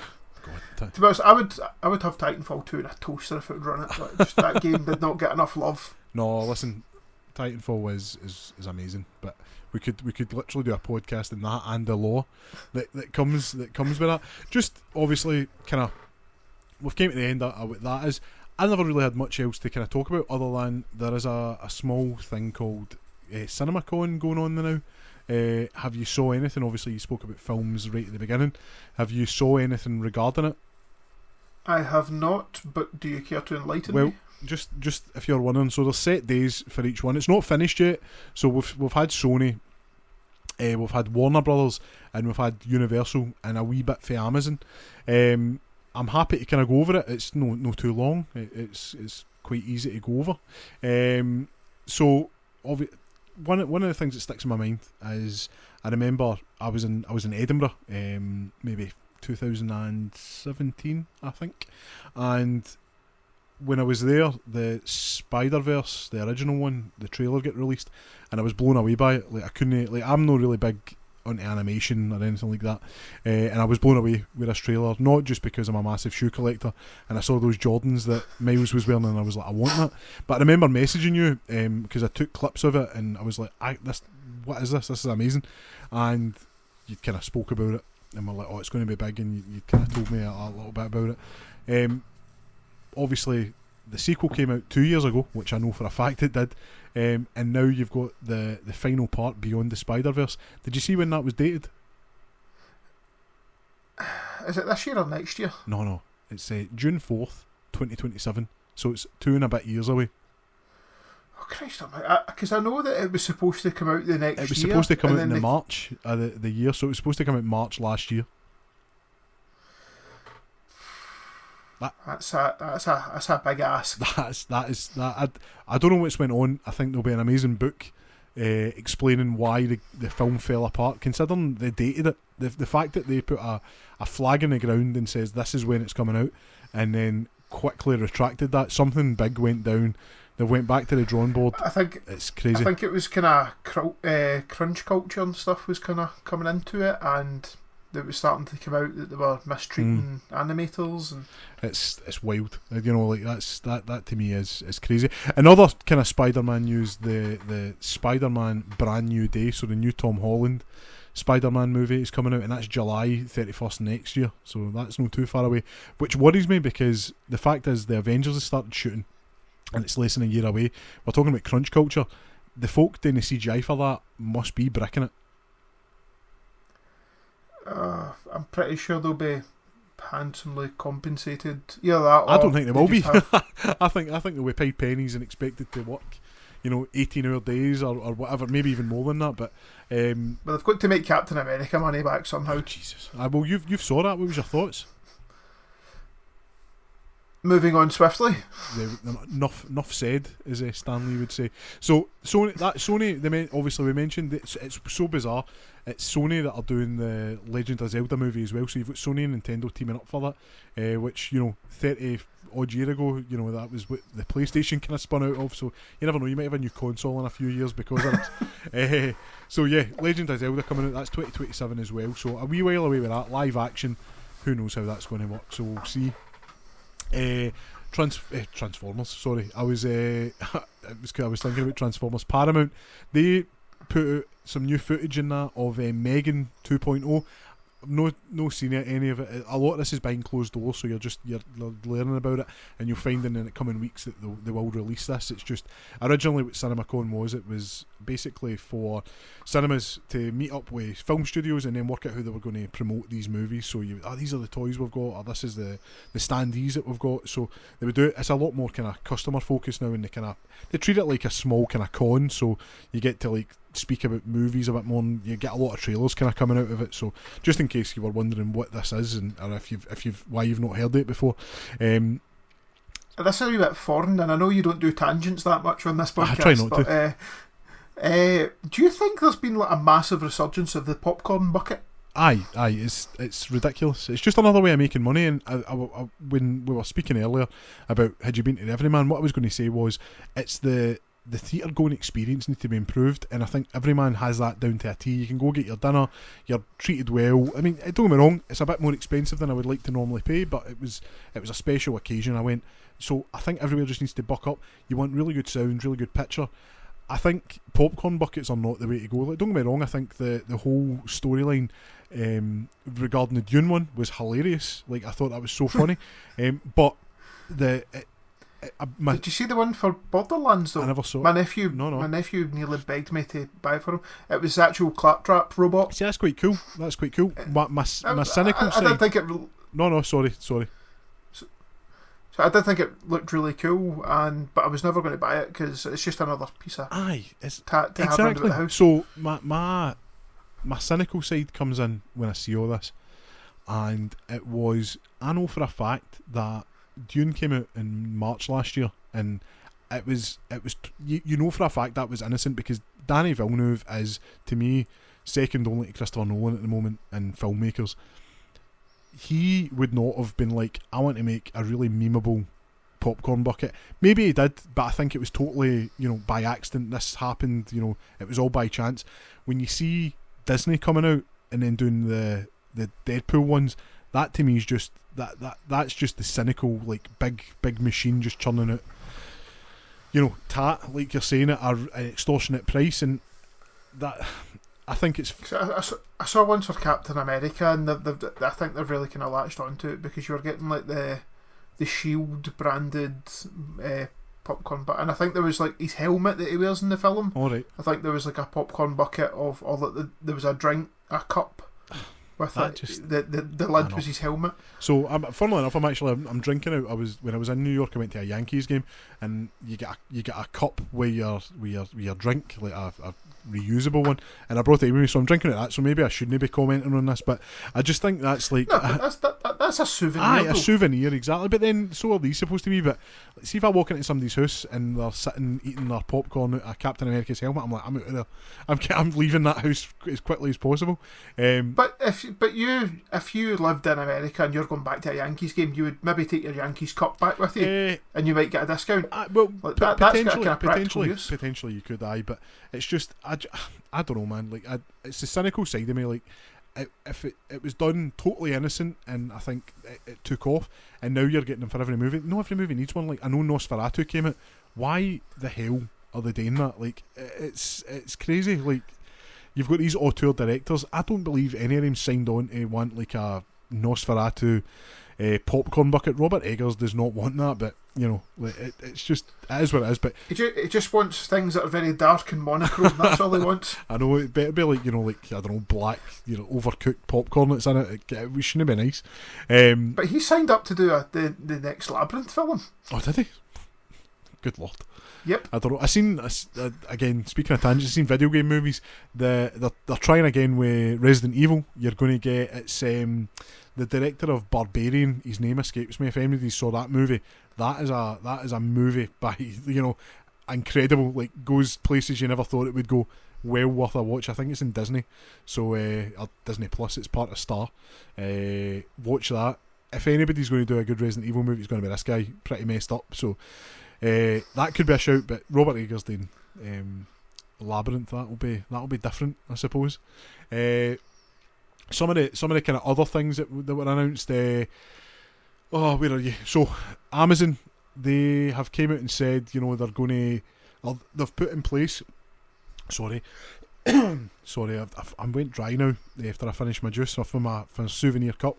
They've came out and said that they've put producers in place for James Bond, so I imagine there'll be a James Bond announcement, pretty soon. One of them being Amy Pascal, who led the Spider-Man movies at Sony. Pretty good kind of point. I think all the Spider-Man movies recently, they've not been my cup of tea. I prefer it to be smaller scale. It doesn't have to be going into space all the time. But we're talking about Into the Spider-Verse. It's Pascal Pictures that do that. So I think James Bond could be in good hands, but we'll see what happens with that. And they've got things like Project Hail Mary, which is a Ryan Gosling movie, and Chris Pratt is doing movies for them as well. So he's in work. That Project Hail Mary, that's the same author that wrote The Martian, isn't it? Yeah, I think so. Yeah. It keeps appearing in Audible for me, and I'm like, did I get it? Did I not?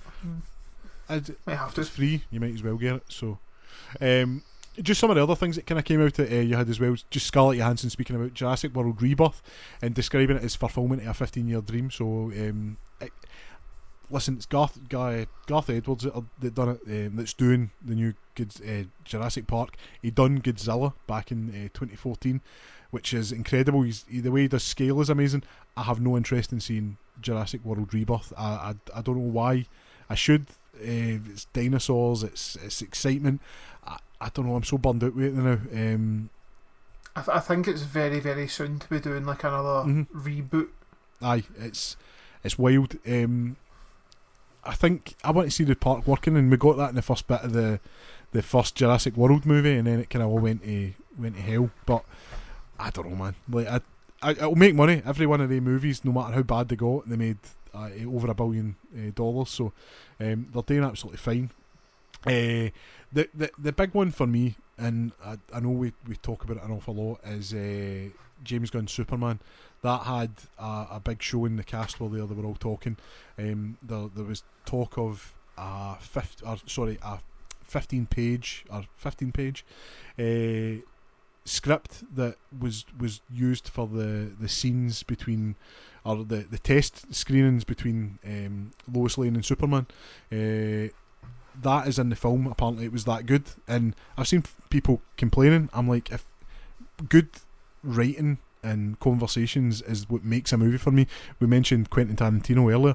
If he's writing something, I would be happy enough to kind of step back, because I don't go to a film to watch Quentin Tarantino's directing style. I go to a film that's by Quentin Tarantino because he's wrote it. So, it's. I think if people are about talking and it's really interesting, we're onto something there. You do get few directors that you can sell a film on the director's name alone, like Christopher Nolan. Yeah, no, we did Danny Villeneuve as well. And again, Quentin Tarantino. There's like those auteur directors that that they're going to have, be able to do carte blanche and whatever they want. That's it. That they're fine. Because for a while, I probably would have went and saw anything that Guillermo del Toro put his name on. I mean, like I went and saw his horror movie. Was it Red Cliff or something? It was called. Crimson Peak. Red Cliff, Crimson Peak. So I went and saw that, and it was that way. I was like, I don't know if I like that. And then after that, I never even went and saw I was going to say Sound of Water, but it's not, The Shape of Water. That was weird. I don't know how I feel about it. So plus a cat gets killed in it, so straight away I'm like, I don't want to watch this movie. So but the big thing that kind of came out, and everybody was talking about it, and it was the kind of big thing from CinemaCon, was there's in the trailer for Superman, he's been in a fight, he's battered, he's got bruises. He whistles for Crypto to come, and obviously people are like, that's a bit camping that, but having a dog and a hyperactive Cocker Spaniel and Springer Spaniel, when you come in for your work and they jump over you and they're not listening to what you're saying, they're just happy to see you, and you're like, give me a minute. Apparently when he whistles him, the scene actually doesn't just start with him dragging him away to take him to the Fortress of Solitude to recover. It's the dog like being dead excited, jumping on him, and he's like battered, and the dog doesn't realise he's hurting him by like jumping on him and that, and I'm like, I'm already feeling that in my chest. Like I know I'm going to be like there's going to be tears, but it's not going to be a sadness. It's going to be like joy, because I'm like, this is amazing. Like I love that. Like, and I just have such a good feeling about this. I think the people. I think everybody needs something that not everyone has to be dour and dark. This is going to be fun. So just totally off topic while you're talking about that, and it's just a slight tangent. I keep forgetting, because I listen to the podcast. Mm-hmm. I didn't listen to the last one I was on, but I listen to the other ones, and I've got to remember that I'm not listening to the podcast, I'm actually taking part in it. So anybody else that's taking part in the podcast, remember, you can interrupt and you can speak to Thomas while you're doing this. I know, sorry, I do kind of go on, and I try and remember. I'm like, there's somebody else here. That's exactly what it is. No, please butt in, and that it's what conversations are about. But no, like I do love it, and I'm excited to see. I think this is going to be a good year for films. I hope the box office does rebound, and obviously we spoke about Snow White and just how it's bombing prior to coming on. It looks like Minecraft might actually kick the box office off after us saying, in the podcast, and it's not going to be good. It's actually it's got good reviews, and it's looking to be making about 80 million in America in its first weekend, so that's wild. Well, I noticed that it's out this weekend. Might go try and catch a daytime showing of it tomorrow while all the schools are in. Aye, in school and no in the cinema. No, that's it's going to be. I think it'll be fun if it's half as good as the Lego Movie. We're onto a winner there, because those films are amazing. That was lightning in a bottle. That was. God, it's so good, man. But yeah, no, like it's been a busy week. Obviously, we spoke about Nintendo, everything that's going on with the cinemas and stuff. Is there anything which you're saying you might go and see Minecraft? Is there any plans for the weekend? Have you any games on? What's happening? So I am having a couple of friends over. We are going to do a 4-player Baldur's Gate 3. Nice. And is that something you play 4-player, or is that it just? So Baldur's Gate, you can play single player and then you pad it out with 3 NPCs. You've probably seen all the NPCs for Baldur's Gate. Like, they just became massive, and they kind of, I hate the word zeitgeist, but in pop culture, they became like their characters, and you see them doing D&D performances. Let's go back to D&D. I don't mean it to, but when you play Baldur's Gate on multiplayer, you lose the kind of conversations with your NPCs, but just the fun and the chaos kind of gets ramped up because you can't control what the other 3 players are doing or what the other players doing. It's fun, but I've not done a 4-player before, so it'll be interesting to see. And is this done locally? Sorry, is this couch co-op, or is it on over? It's couch co-op. Brilliant. So you can do up to 2 players on a single Xbox Series X console. So 2 tellies, 2 Xboxes, 4 people in the same room. Brilliant. That sounds really good. Apart from that, I'm still reading Brandon Sanderson, Wind and Truth. That's a 1,400-page book that I'm chipping my way through. And Flickering Myth, anything happening there? So I've just submitted a review for Flickering Myth, last night. It's a game called Grit and Valour. It was for Steam. It's a alternative history World War II game where you are the Allied forces and you've been pushed back to the kind of Hebridean Isles as your kind of last stand. Nice. You capture some Axis mecha units and then it's an isometric kind of top-down hold mode kind of thing. You have to hold off against 4 waves of enemies in each level, and then you work your way down like 12 levels in the UK, and once you complete that you go on and you start to take over like the Scandinavian countries, and then it goes for there. But you can buy different mech units, you upgrade your pilots for different. It was a lot of fun. Like, I had a lot of fun playing it, and it was a roguelike, which I didn't expect when I first played it. And the key to those games is failure till you win. So I had a lot of fun playing that. Reviews going up on Flickering Myth, and then I've been given a new game for the PS5 to review straight away afterwards, so I'm going to start chipping away at that. Oh, nice. So are you allowed to tell us what the game is? I better not, just in case I'm not allowed. That's it. Keep the embargo going. Well, that's maybe something we can talk about next time. But no, listen, it's always been a pleasure, and I'm glad you got some words in edgeways, because I know I'm bad for that. But no, it's all right. When I go down to Buns and Crumbs, I speak to the baker in there because we're in a very exclusive club at the moment. That's it. You know, the two person club. That's it. The Whisky Sour Hour. I don't know what you would call that, a kind of speakeasy. So there's alumni. Alumni. Oh, I like that. We need to. That can go on the website. You know, the alums.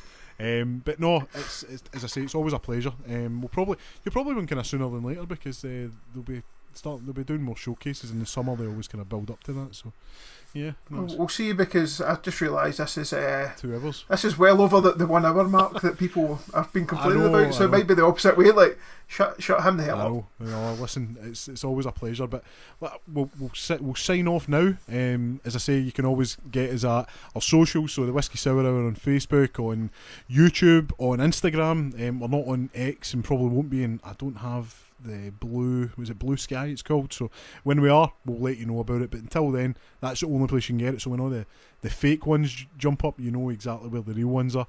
Obviously, you can listen to us on YouTube, Spotify, and wherever you get your podcast, we will be there. So for Calum Petrie, I've been Thomas Waddle. This has been the Whisky Sour Hour. Cheers.